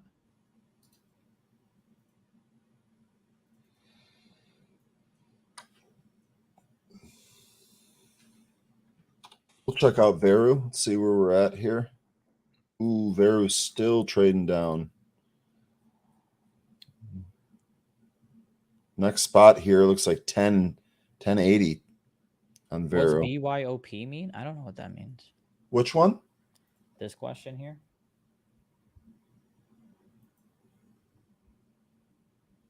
I have no idea. I could think of a few things, but that's not what you're talking about. Ryan, I kind of want to go short Tesla. Tell me I shouldn't. Okay. I don't know if you should listen to me today, man. I'm not. Here's why I want to go short. It looks like that wick was around 864s. That's where my stop loss would be. My stop loss would be above 865s. I'll check I here in a second. Yeah, that's exactly what I meant, Mitch. Bring your own puts. Jeez. Another Took the loss on Helbiz. Just losses everywhere for me today. I'm sorry, folks. Do not have it today. I'm sorry, Zunaid. Didn't mean to interrupt you. First time viewer, you're saying if it hits, if it hits BYOP? Oh, I think you mean when I say VWAP? I'm saying VWAP, VWAP. Perhaps that's what you mean. And that's this yellow line that's on my screen. Assuming that's what you're hearing. It's this yellow line here. You can see it's called VWAP. Whatever broker you're using, you can type that in and you'll see it.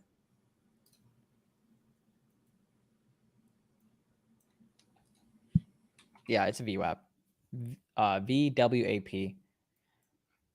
I don't know the formula. Mitch is a man who knows all that, but I'm sure you can just Google VWAP Investopedia, and it'll give you insights on what it is, how to use it, for things like that. There's Tesla above VWAP, that yellow line, and it's moving. Again, I wanted to go short, but I'm not because it's already been a wonky day. SIGA is the only trade that I'm in. Still hanging out around VWAP. You're right. I do say that a lot. Well, I know what it means. I just didn't know how to explain properly the formula behind it. I would never short Tesla. Too scary. Yeah. Yeah, I would be afraid of that too. That's what I was saying. I mean, I'm not.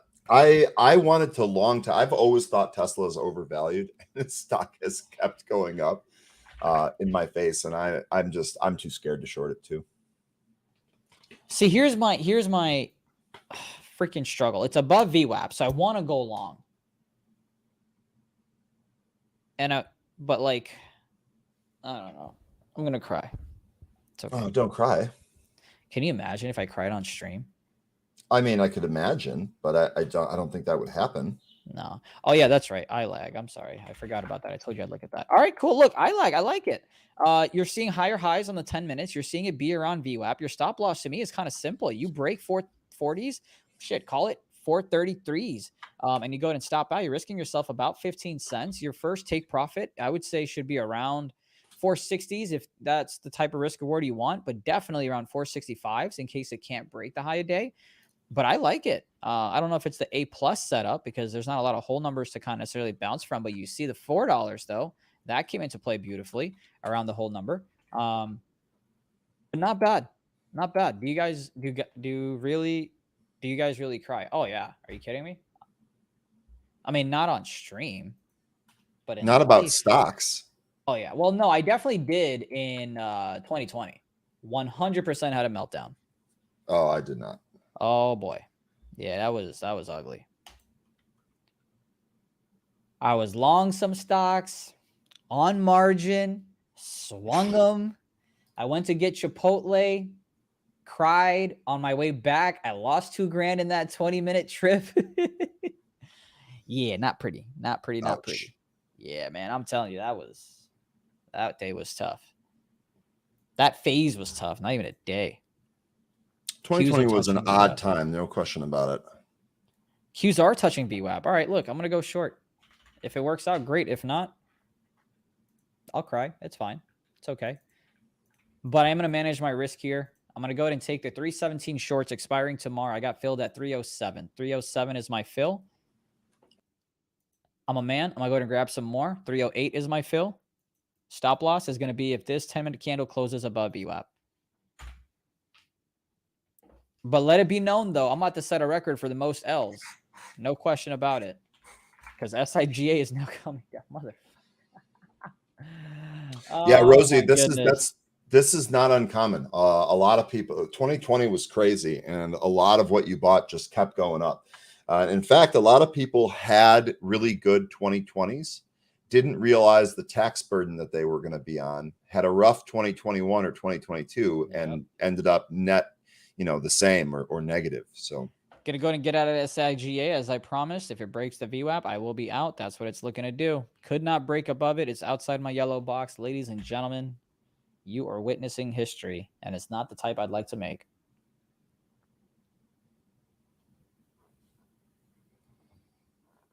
I removed the sell button on my Tesla a long time ago. That's funny.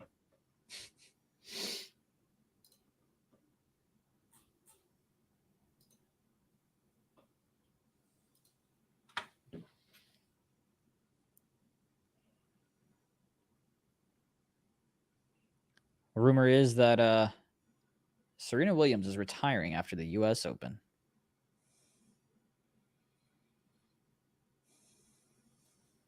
All right, guys, just want to give you a quick update. Still in that UNG position. Still looking at SARK long. That's still looking nice. Still looking at Roku short. A lot of those ARKK names giving up the gains there. So if you're looking for that, looks like it's a short day, baby. It's not definitely not on the long side type of day, but I do think, like I've talked about, that the SPY will probably get to maybe around 409. But I think sideways action is what you'll see probably for the rest of the day. So just be careful in that chop.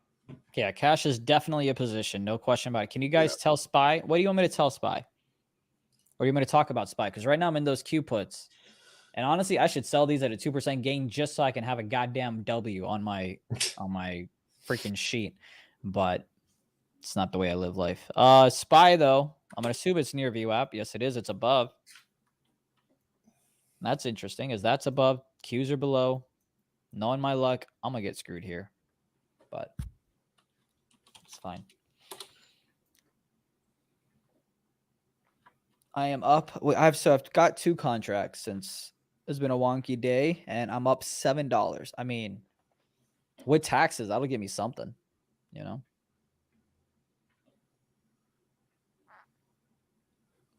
Let's see what meetings I have today. Got some laundry to do as well. Yeah, I've got to do laundry as well today. I got a flight at 5:30.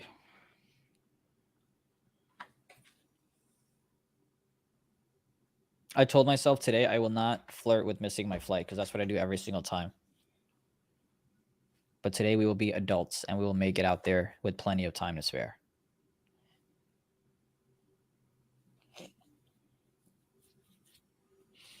Now we're up 3% on those Q puts. I am not a loser. Yeah, baby. Yeah, baby. When I'm watching stocks and deciding not to trade, it's a mental trade, not to trade. Makes sense? Makes perfect sense. You're in the $10 puts. Yeah. The best time to go short, in my opinion, and I could be wrong because I haven't looked at the chart, was probably when it broke 1150. I believe it came up to test 1150, and that would have been it. Let's see if my memory serves me correct on what I was looking at. Yep, there it is. So this is right. This is kind of like when I got in the trade, right? I'd gotten in pre-market. This is where I was wrong. And you can see that 1150 is what resistance was, which was initially something that I had believed for it to be as support because that's where near VWAP was. But it tested it, came right back down. Now, when you come back to the Qs, we're hoping that it'll kind of be a similar story in terms of coming up, testing VWAP, rejecting, coming back to this 316.50s would be great. Right now, we're up about 4% on the contracts. We're up $25 overall. I want more. I want at least 10% to get rid of one. And then we can try to go for some more. Mar-a-Lago, DWAC. Oh, I'm sure that one's down because of it. Yep. Barely down, but it's down on the day. Thanks for the CGTX trade last week. Interesting. Plus, I caught the next day pops for more of that lunch money. Oh, congratulations. Good for you. Matter of fact, if you're okay with it, I would love for you to send me a screenshot of your gains. Obviously, you know, remove any personal information. If you don't, we obviously do on our side. And if you're okay with it, if you give us your consent, I'd love to use that screenshot for like marketing. That'd be great. And that's honestly why we bring on those types of companies, because we want to provide you information on what's going on with the company, not because it's a buy or sell. Because look, that one popped. But if you remember the Mullen interview that I personally did as well, same as the CGTX, that one went down during the interview. So we don't bring on anyone to pump or dump a stock. We bring on people and companies so that you can get the information straight from the executives and you can make the decision that works for you. So I want to make that very clear. And both of those interviews were not paid ones for that segment. Voodoo says, I got it. You got to do laundry. I got to fill out a questionnaire as to why I should not be put on jury duty in federal court next month. I guess, you know what? It could always be worse, right? I think I'd rather do laundry than that. Yeah. What was I going to say? Oh, let's go back to the Qs, see how my Q trades are doing. Hey, we're coming down a little bit. What up, though? What up, though? My puts are, we're up a whopping, oh, now we're down. God damn it. Well, we're not down, but it's lower than what it was before. I think we were up like 30, $40. Now we're only up about 20.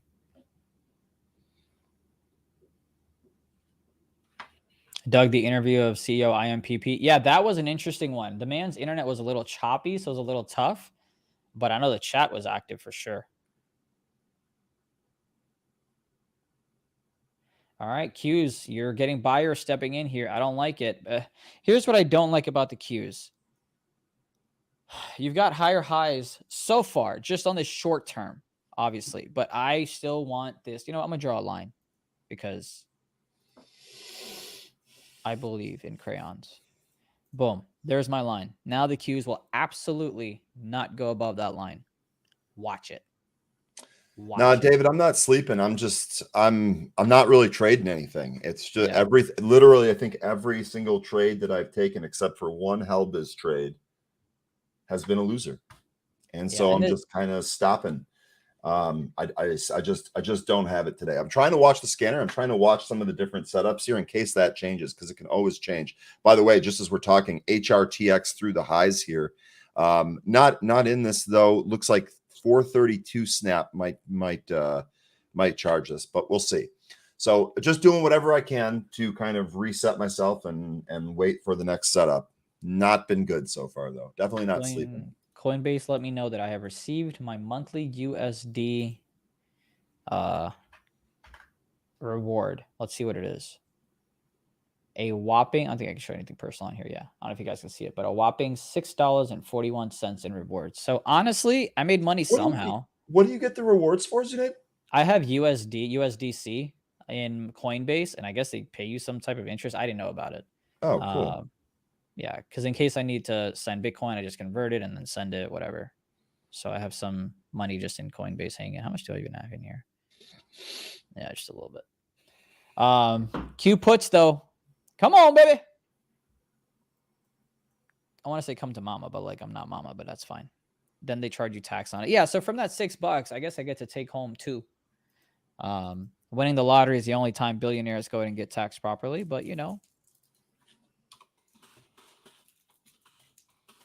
I will say though, I hate paying capital gains. Oh my god, I hate. You hate what? Paying capital gains tax. Oh, I bet. Yeah, dude, it is so. Fuck me, man. Yeah, it's depressing. Like, not only do I have to risk losing money when I go to work, but I got to give you 30-something%. Nah, bro, you tripping. Well, Qs are coming on down, and you are up about 7%. Again, nothing to write home about, but my Nvidia calls are up about 12, and I didn't sell those, and they ended up taking a loss for 15%. So what am I going to do? We going to hang tight. We going to hang tight. Oh.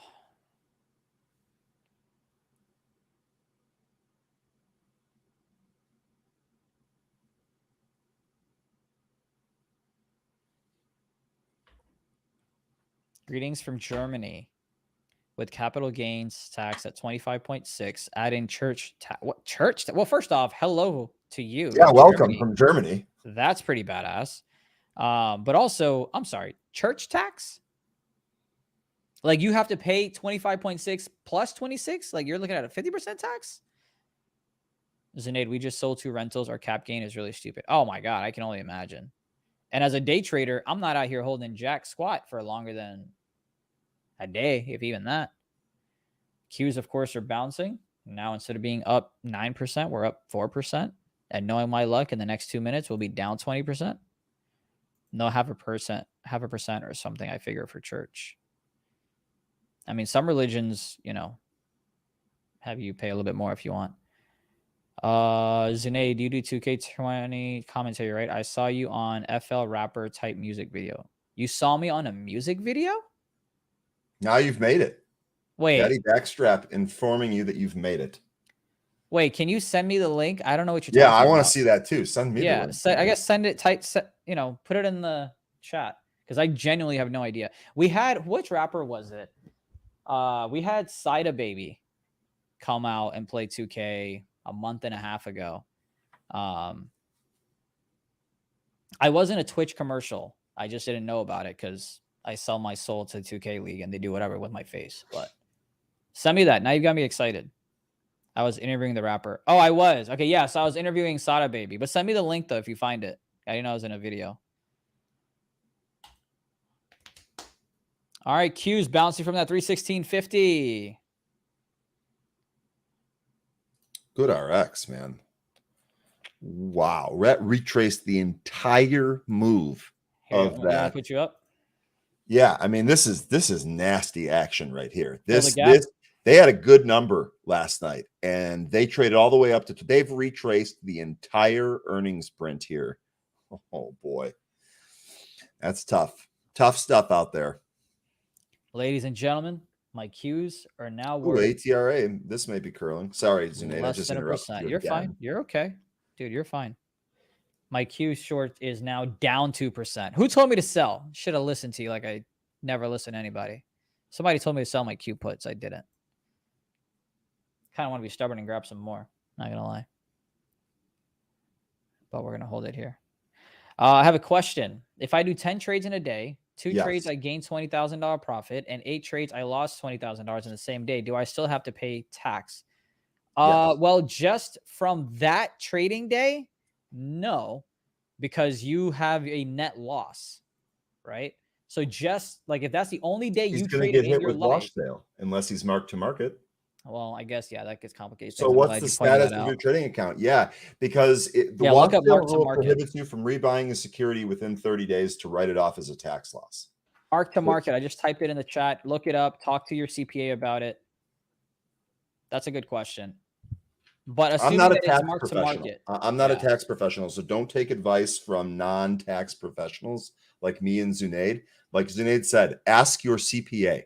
Ask the pro what to do. Yep. Glide Ryan caught me there. As the Qs did as well, because now we're down 6%. So this is the second time where I have been green on a trade. I did not take it, and now it's going to screw me sideways. I'm going to go ahead and sell this for a loss because that's the life I've decided to live this morning. I just sold mine at 291, which means this puppy is going to come right back down. Oh, nope, you're going to go up. Thank you. That's fine. I'm about to do mark to market and LLC account. Yeah, I've got a mark to market. And of course, if you're doing LLC, peep the link. Did you DM it to me? What'd you do? I don't see it. I don't see the link. Where'd you put the link?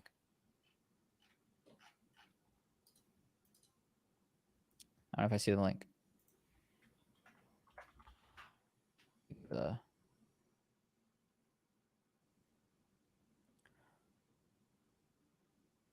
Whole generation who knows nothing of wash sales will get a rude awakening. Yeah, dude. Here, send it one more time in chat because I didn't see it. Maybe someone banned you out. I don't know. If that doesn't work, just DM it to me and I can take a look at it. And then I can post it because I'm a mod.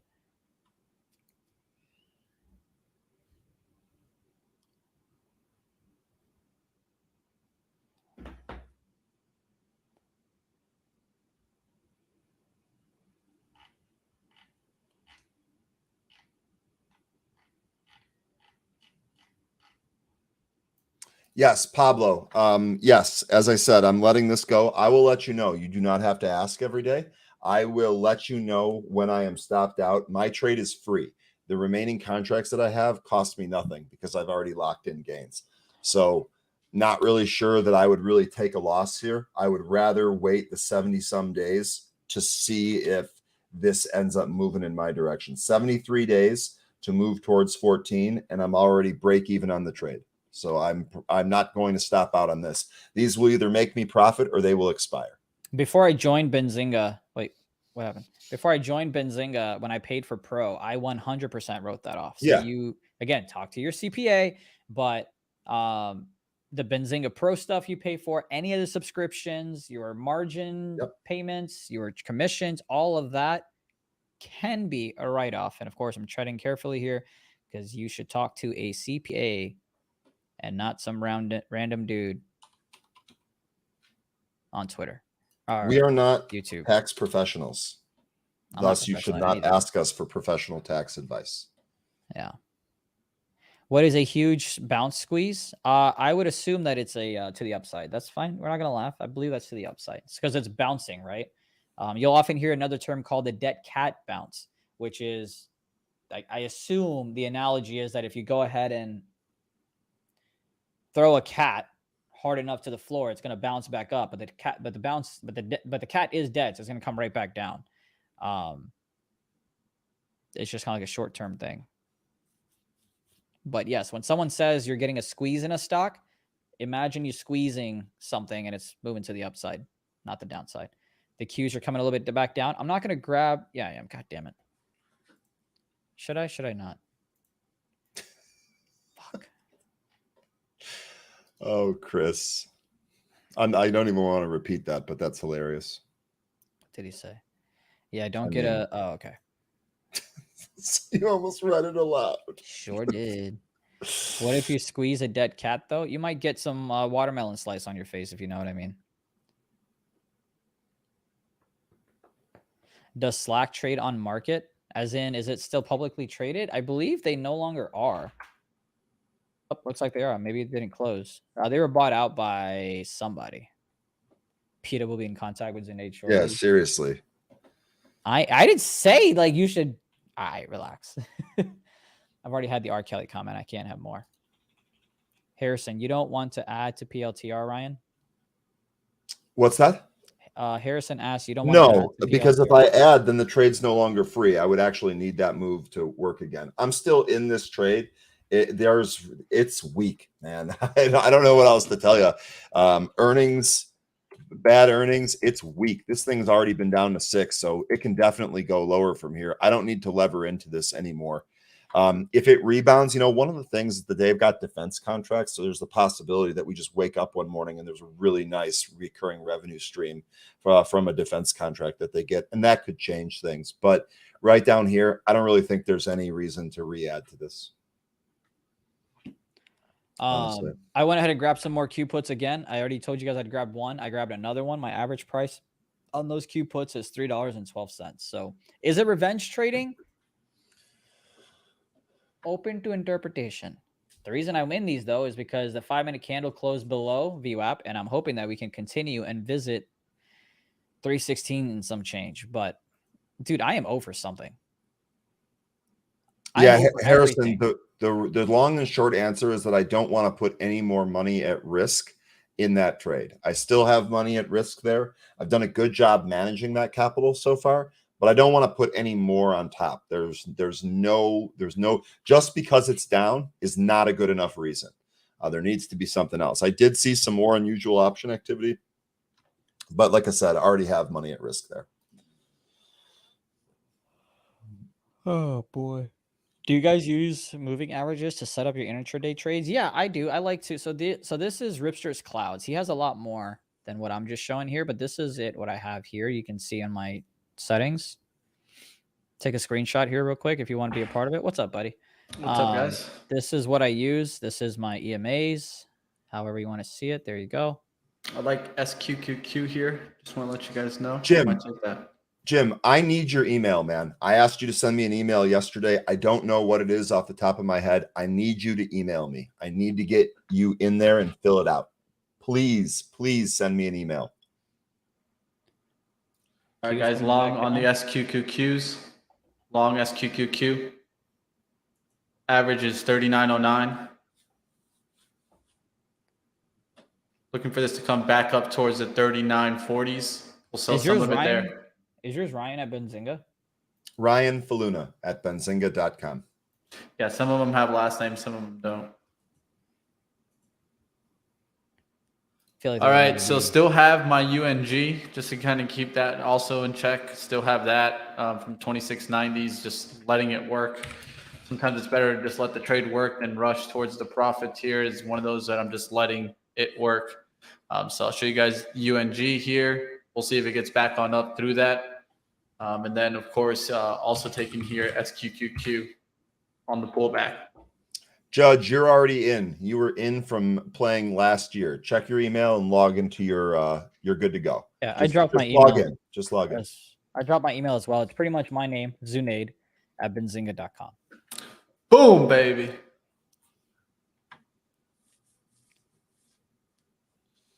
All right, what's going on out there, guys? How's the trading action been? Nothing for you today, Mitch. I was about to say it's been exactly what you're hearing. Silence. Chop. And drop. in terms of Drop? my account Okay. value.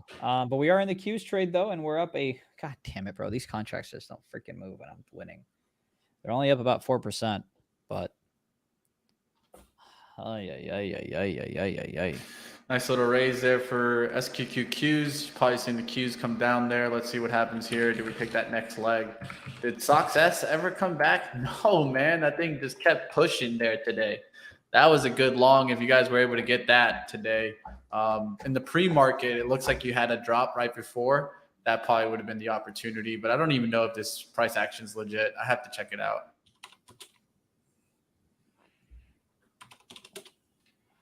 How much do you guys make an average after paying taxes? I don't know if any of us will answer that question just because that's a little bit personal. And Yeah, I'm not going to that to 600 not people. going to answer personal questions. It's as simple as this. As simple as this. I think one of the things that we try to do is make this stream be about process and not about money, because it's very easy to lose our focus in building a system if you just focus on the results. One of the things that we don't like to focus on is money made or money lost, because that only drives emotion. There's no real edge in that.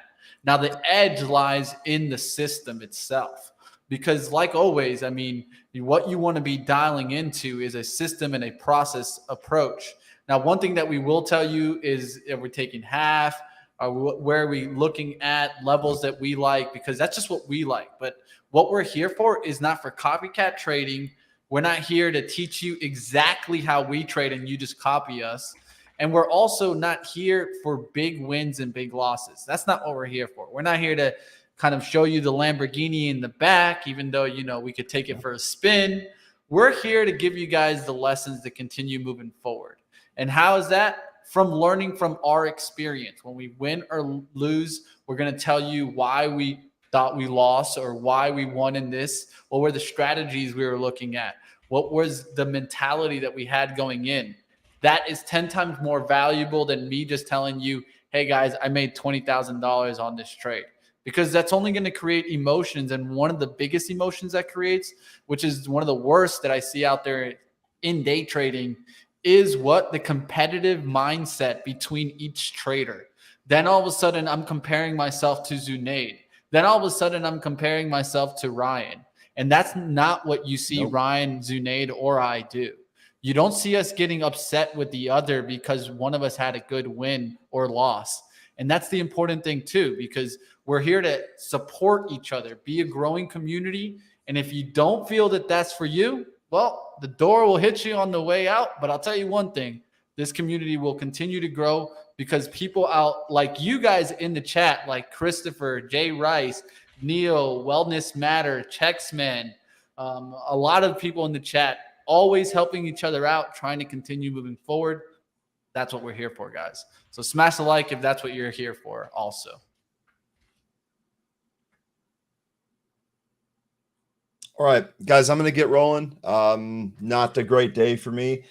Just to kind of piggyback off what Mitch is saying, I'm going to compare myself tomorrow to what I did today. So today, kind of a low bar, and really the only thing that I can do is do a better job at trading tomorrow than I did today. If I do that, I'll be successful and I'll be moving in the right direction. For right now, though, gotta go do some BZ stuff. So you gentlemen have a great one, and we will catch you tomorrow. Thank you, Ryan. Like always, just took off 3/4 there of SQQQ. Not a bad little trade so far on SQQQ. Nice little push on up. And those contracts are now way up. Well, way up than 2%. Way up. Up about There's levels to this game. %. I will finally, before I leave, take a dub. Yes, I don't suck. That was the Qs to the downside? Yeah, I was in those Qs. Hey, I traded SQQQ and you did the Qs to the down. And look, same trade, different vehicle. Yep. Yet results, baby. Went ahead and sold some. Those are the ones that I purchased at 314. Went ahead and sold some. I only have two. Sold one at 361. Now the other one I am going to hold and see if we can go ahead and visit this. I'm gonna set an alert here. Matter of fact, see if we can get around 315s and break the low of day. That's where I want to sell the other one. Now, before I go, make sure you scale out. I'm gonna go ahead and block this because anybody got time for that. I got it for you. expect it to possibly come back and test again and make a higher high here. Who knows? I sure as hell don't. But I went ahead and took some profit. So glad I am not walking away here a total loser. But hopefully the Wi-Fi is good from the hotel tomorrow. I'll be joining you guys again. It should be. It's the same hotel we've always been to, but I feel like there's something else. Oh, by the way, I got your email. Thank you for sending that. Yeah, I did interview him. We were at the State Farm Arena. The Hawks had an event, and I got a chance to interview him. So that's pretty cool that you saw that. All right, see you guys tomorrow. Bye. There you go. Zunaid's getting on out of here. I am still in this SQQQ for a part of it, looking for that next step on up. Just saw that nice little push there. Can we get it through that 39.40? Thinking about taking it all out, but just giving myself a little bit of a runner to see if it really takes off. Let me take Zunaid off there. SQQQ's taking the lead here for me. Let's go to UNG also. I got this trade on, looking for the next level up through the 27.15, getting towards the 27.20s. It hasn't made that step up right now, so I'm just hanging out here. Following the EMA here of 65, it looks like that's holding on pretty well there. Let's see if that continues to hold that trend. Definitely don't want that trend to change right now, and we want to take the next step up there to 27.20s. SQQQ is trying to take that next step up there through the 40s. Let's see if it can get through here through the 39.50s. Then I'll take profits into the 39.60s, and it won't be a bad trade there for the SQQQ. What are you guys looking at out there? If there's a trade that catching your eye here, definitely throw it up in the chat. We're going to keep going till 11:30. We got over 500 traders here. Can you guys do me the favor? Smash that thumbs on up as we keep going here, guys. So take a second, guys. I haven't had a second to ask about it. Do me the favor, if you've enjoyed today's action or enjoy our trading stream, give us a thumbs on up as we continue moving forward. All right, let's take a look what else is out there and what is trading well. Let's take a sector and industry outlook here. Energy coming back down after a nice little push here out the open, coming right back to support. So you should see some good pullbacks opportunities here. XOM coming back here towards the support of 90.62. We'll see if it catches the bid there. Another one that I was watching earlier was that MRO, and it did pop up, but then really quickly faded right back down below the kind of those lows from pre-market. So we'll see if this can come back, but definitely oil turning back on the downside there. Just be careful there. Utilities, what's doing well in utilities? Looks like we got some diversified names doing well today. You can see Dominion Energy trying to hold the VWAP, trying to reclaim that VWAP. Of course, you got NEE, Nextera Energy doing well today. Duke, not looking too bad. SO, XEL is another one that's been doing well lately. I actually like this Excel Energy as it's been lining up for a nice push above 75. Let's keep going with the sector and industry outlook. We can go towards basic materials on the downside. What is getting hit hard there? Silver and building materials. To me, if I see silver at the bottom, that means probably the dollar being back up is one thing to keep in mind, and that can also drive stocks down. So I'll take a quick look at the dollar index here. Let me just go ahead and just pull it on up real quick, see how we're trading on the day. And it looks like the dollar is actually down right now about 0.25. But of course, this is for the day. I want to see how the trend is starting to come back. Yeah, and it does look like it's finding some bottoming around the 106.05s. Right now, we're at 106.19. So look for a push back above on the DXY above the 106.05 as we continue to hear probably weakness in Europe. Can I take a look at X? I got you, James. I'll keep going through. BNGO is tanking huge. Yeah, because it's probably a nothing stock. So you got to be careful with those nothing stocks when they turn array. Meme stock puts. Yeah, I can't blame you on that. That's definitely setting up for downside action here. And it turns around fast. SQQQ's not trying to get through that 39.40s here. Going to give it one more second because if not, it's probably pulled back towards the 39. Let's see if it can get through that 39.50 or not. If not, we'll just get out the rest of it. Still like in the name, just need to keep to see if it works. Let's go to steel here. Steel is, let's take a look. Steel's actually down 0.18 here. And from the open down about 0.36. And so that's one thing to note is definitely a turn back down towards the downside. This was looking good in, let's say, like UNE, but Now it's not being able to hold on up there. It's really starting to turn back around.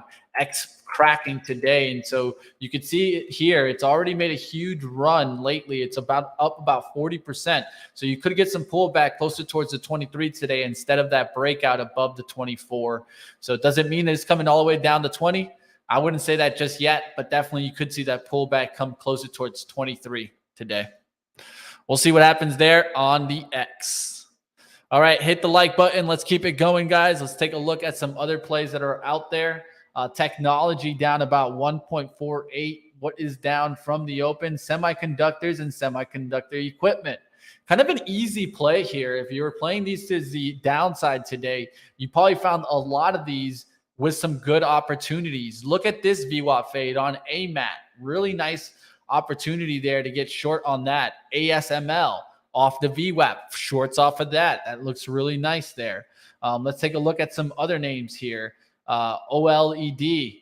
Nice little VWAP fade. So today was definitely one of those days where those VWAP fades did really well. Look at this Ambarella. You could have got it dropped right out the gates towards 84.57s, comes back towards 85.50s, and then boom, down towards 83. Really nice drop there for Ambarella. You guys could have been able to capture there. Let's look at some semiconducting stocks.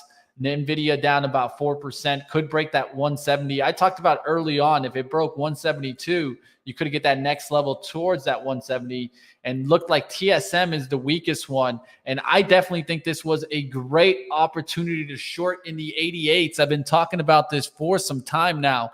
A little part of me is upset that I didn't take a longer term option trade on this. That's what I was thinking.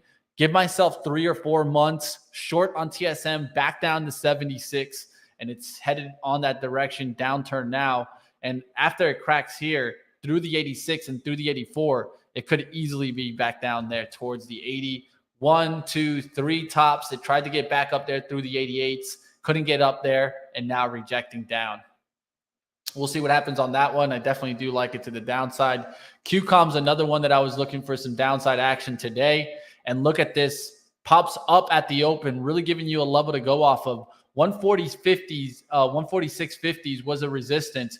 It rejects immediately when it tried to pop up there. 146.50, boom, right back down there through the lows. 145.50 and came down towards the 143. You could have been nailing that one on the short side.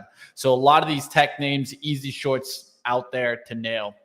What is down here in consumer cyclical? It's luxury goods and department stores. They were really strong yesterday, giving up the gains yesterday and then some, right? KSS, Macy's, JWN down big here. So just be careful on those names. And gambling turning right back around there. So DraftKings, Kathy Wood selling her position, and then also seeing this turn around.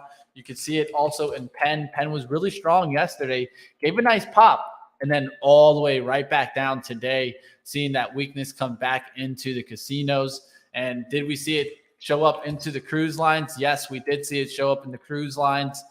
Carnival Cruise coming down there also off of NCLH earnings that were really weak and continued down into the intraday market. If you guys got stocks to check out, throw them up in the chat. I'll go ahead and go through them. I'm just trying to go through some sector and industry analysis, but I do want to check out the stocks that you guys want to look at. So let's see here. TTOO, getting some bounce there. Yeah, I think it just halted there at the 16 here, but we'll see what happens there. I need to take a look at this one. YT2 Biosystems is trying to make a run. But let's take a look at the daily. This one is trying to push there. Has 148 million shares traded on the day. So this one could get moving here. Just keep it on watch. 3 resistance tries to get through the 16. I'd go to the 15-minute now. And you start seeing, what are you seeing here? You're seeing a little bit of a trend towards the upside here. Now it needs to really get through this upside action through the 16 and then could have a little bit of a pullback. I would look for this pullback opportunity. Maybe you're going to push back towards the 16s or 15s, but it's looking like it's trying to push. And remember, this is a super cheap stock that has a lot of volume into it and probably is short float. President signed the CHIPS Act today. Well, the thing is about that, Patrick, is probably it was a buy the rumor, sell the news kind of thing. Now that the CHIPS Act has gone through, are you seeing any of the chips moving on up? Not what we're seeing right now. All right, let's keep going. Let's take a look out there. It looks like the SQQQs are coming back on me, so I might have to get rid of these. Not going to let them go into the red. We got in there at 39.09s here, so if you pull back towards that level, but I'm going to go ahead and just set a stop there. That's 39.09. And if we have to get out, we'll get out of that position. We took 3/4 of it off at that 39.40 level. UNG, I'm just keeping an eye on my trades here, trying to see if they're going to keep going on up or they're going to come start breaking down. Need to keep focusing on this. Hendricks, enough. Just let's go ahead and focus in. What else you guys got? JAGX. JAGX there. Also cheap stock. I mean, not really my type of stocks here, but definitely this one has a lot of volume into it. Just too cheap, Falcon, for me on that one. A lot of these kind of cheaper names I don't mess with, especially if they're under $1.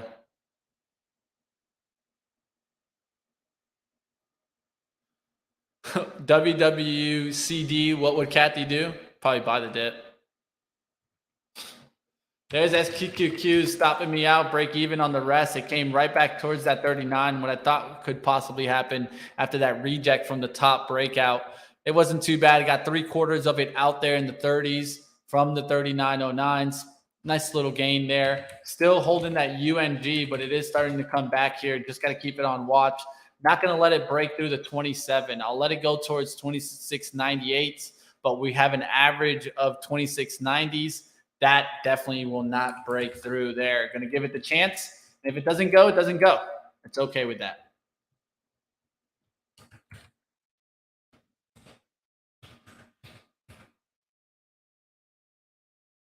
All right, setting my stop there so I don't have to pay attention to it, and I can go ahead and pay attention to you guys out there. Neil said we need some tunes. Let's get some tunes rolling here.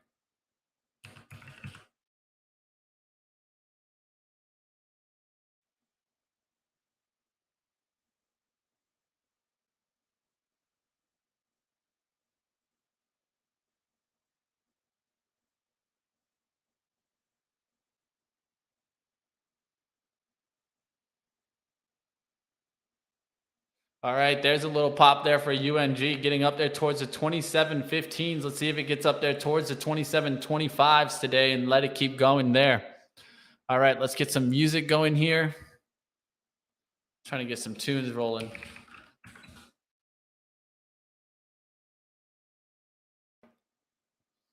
All right, let's do this.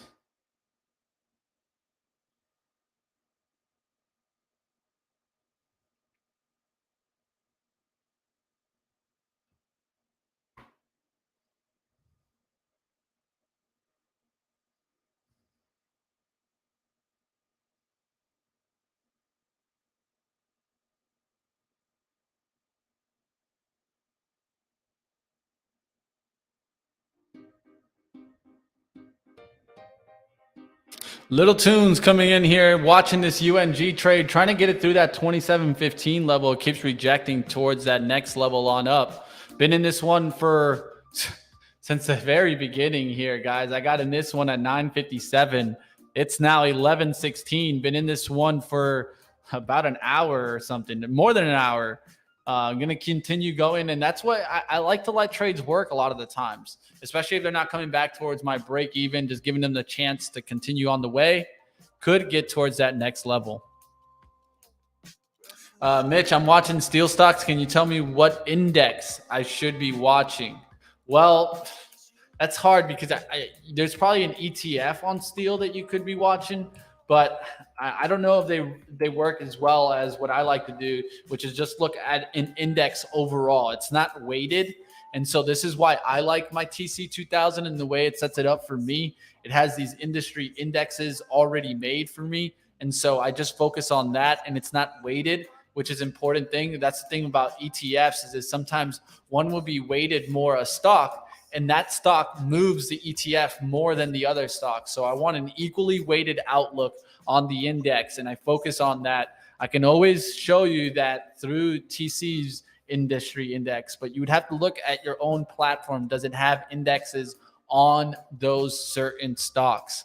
I know TC or TOS, I think, has those thinkorswim, but I'm not the biggest thinkorswim fan, so I really don't know exactly what they can do. But yeah, it's just an index, and I can look up a ETF here, steel ETF here. Let's just look it up here. All right, looks like there's looks like you have a 2x one that's in steel, metals, and mining. But that's the thing. Can you find one that's just steel? That's what I'm looking for. I don't see one. I see the Dextron Metals and Mining ETF, which is one you can watch. It's MNM. So MNM. And so this is the metals to miners. And so, of course, this is going to track not just steel. It's going to track also mining. So you can keep a watch on this one. This is 2x bull towards the upside there. So if you want to keep an eye on one of them, maybe this is the one you're looking at. But to me, I think necessarily I like the unweighted outlook on the index. UNG trying to get through that. We'll see if it gets back on up there today. And I am going to hold a little bit of a piece if we get through that 27.25 as a swing trade on from 26. Let's go.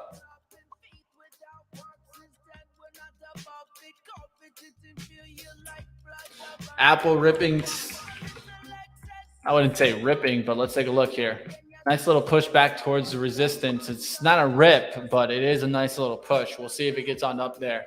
A push for Apple, remember, takes a long time. So I wouldn't say that that's a rip, but it's a nice little push off the support.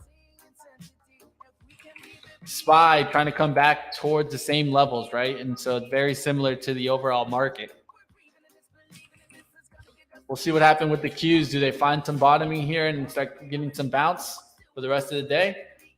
Watch a stock like Micron to see what happens there if you're going to get the swing back. Micron actually popped out the gates there and back down towards 58s. If this can come back to 59, then yeah, you can get the text to come back.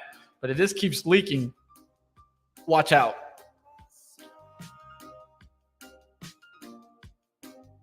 I tried sink or swim.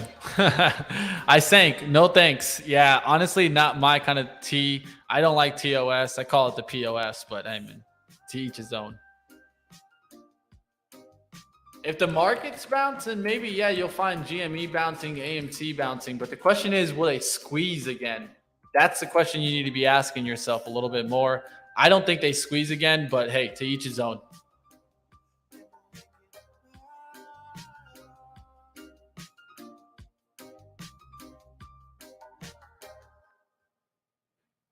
All right, let's keep the tunes going here. We got about 9 minutes till we get you guys over to Benzinga Live. I'm going to go ahead and make sure that we're set up for that.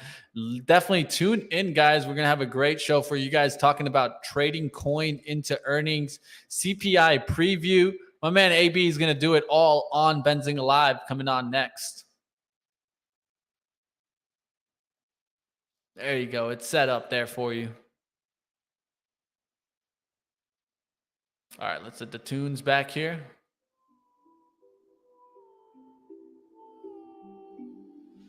Still the battle's on out there. Let's go ahead. Let's see if we can maybe make a quick trade here as we're getting some stocks to bounce a little bit. Do we see some short opportunities on out there?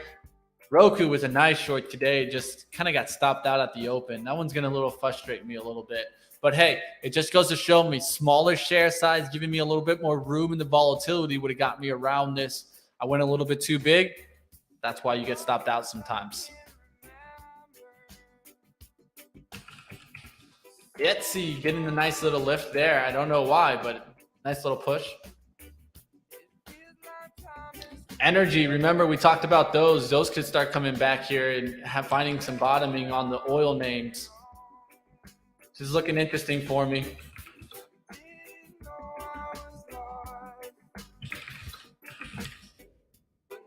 Gosh, coming right back down towards the 146 support. Look for it to hold that 146, then come back through 147.50 for the gush.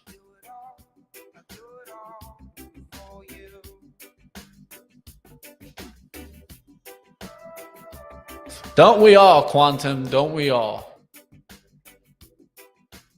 What up, JDs? SPX Iron Condor, I like it. Trying to see if Gush is going to hold this 146 on the downside and start bouncing back towards the 147.50.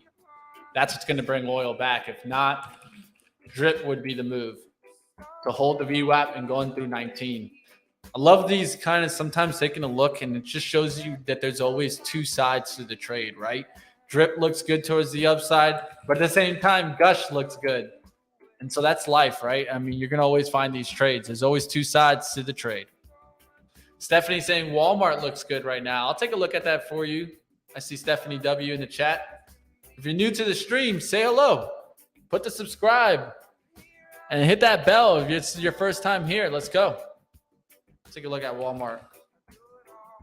Walmart coming back there. Doesn't look too bad. I know a lot of these got a nice little lift yesterday up with the BIG. Let's take a look here. Discount stores, what's doing well there? Well, you got Dollar Tree up 0.75, DG up, Walmart also. I like Dollar Tree and Dollar General a little bit more than I like Walmart here, but to each his own. Doesn't look too bad. BJ turning around a little bit today. Target is one to keep an eye out. Ollie pulling back also, and BIG after a big day yesterday, right back down.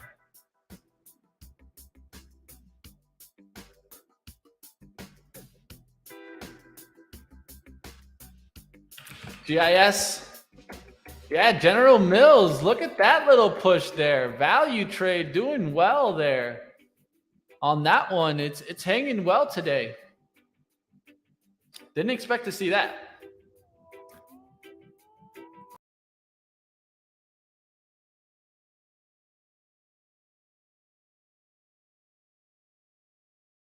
Sorry, I had to sneeze there, guys. Didn't want to sneeze on the show. How can I get to the next show? What's the link, Rosie? Well, that's the best part about our shows. You don't got to go anywhere, Rosie. Just stick around. If you have autoplay already set up on YouTube, if you look down, there should be like a little tab button. If you set the autoplay, it actually take you immediately to it. If not, when this stream ends, take a look at the image. You'll get a thumbnail that tells you exactly what's the next suggested stream.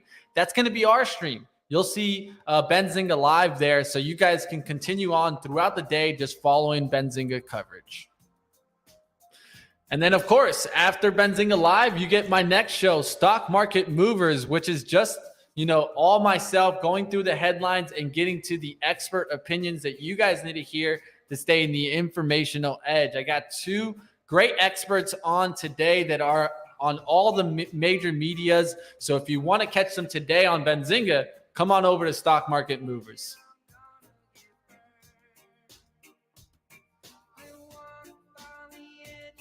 All right, packaged foods getting a little bit of a bounce here. Let me take a look here at which ones are having a decent day. It looks like Heinz Kraft having a decent day there. So looks like the value trade getting a little bit of a lift here. Not something that I would stay on, but you can see they rotated to it today.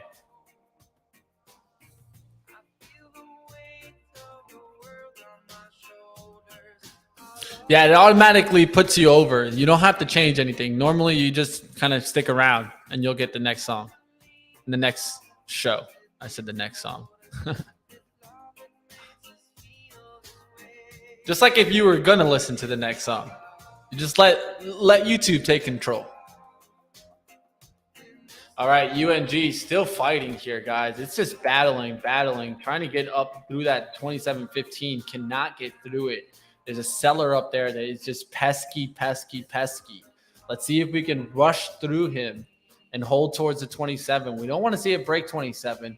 We want to continue just pushing, collecting some volume up here around the 27.13s, 27.12s, but really a push above and closing above 27.15s is what we're looking for.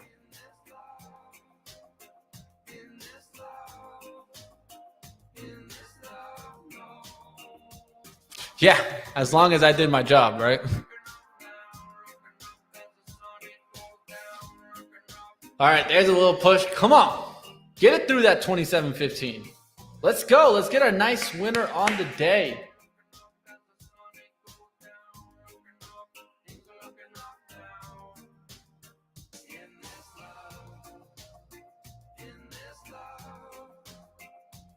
All right, what else is doing decent today? It looks like utilities is actually now taking lead over energy. So that energy trade not really doing that well here. We'll see if it gets to bounce or not. How did the gush do? Did it would have hold at 146? Looks like you're trying to recover it here. It's not a bad trade to take a look at. Got about 2 minutes left here. Might take a swing towards the upside here on gush. I think I'm just going to hold on to my UNG trade for today. Try to see if that ends up getting through. I'm going to leave oil alone and just play the natural gas way today. I hope that you guys had a great show today with us in live trading with Ryan and Zunaid. They did, they had a little struggle today, but like always, we're never going to be always into the green, but we're going to keep battling, trying to get to that next level. That's one thing I can definitely promise you about. Always, Zen, we're here for each other, man. It's not just myself. It's not just Ryan. It's not just Zunaid. We're all in this together, and we're all trying to keep moving forward. All right, the SPY, what's going on? Rejecting here above these levels here. So one thing that I would tell you to watch is anything above 413s. Yeah, you'll start seeing some real push. But if it just rejects or stays sideways here, just be careful, guys. It could be choppy all day long. And a lot of this, why? Because of the CPI data that's coming out tomorrow, of course. So keep that one on your radar. We'll see what happens in the overall market. I'll let you guys know what happens on UNG. Like always, if you guys want to catch that, maybe just come over to Stock Market Movers. I'm going to start getting ready for that show. Up next, you guys got AB going into Coinbase and the CPI outlook. And that's what we should be watching, really. Everyone's going to be focusing on what happens to CPI and how that affects the market. Don't miss that, guys. Coming up next, Benzinga Live. I'm getting on out of here. You guys have a great day and keep battling to improve your trading skills.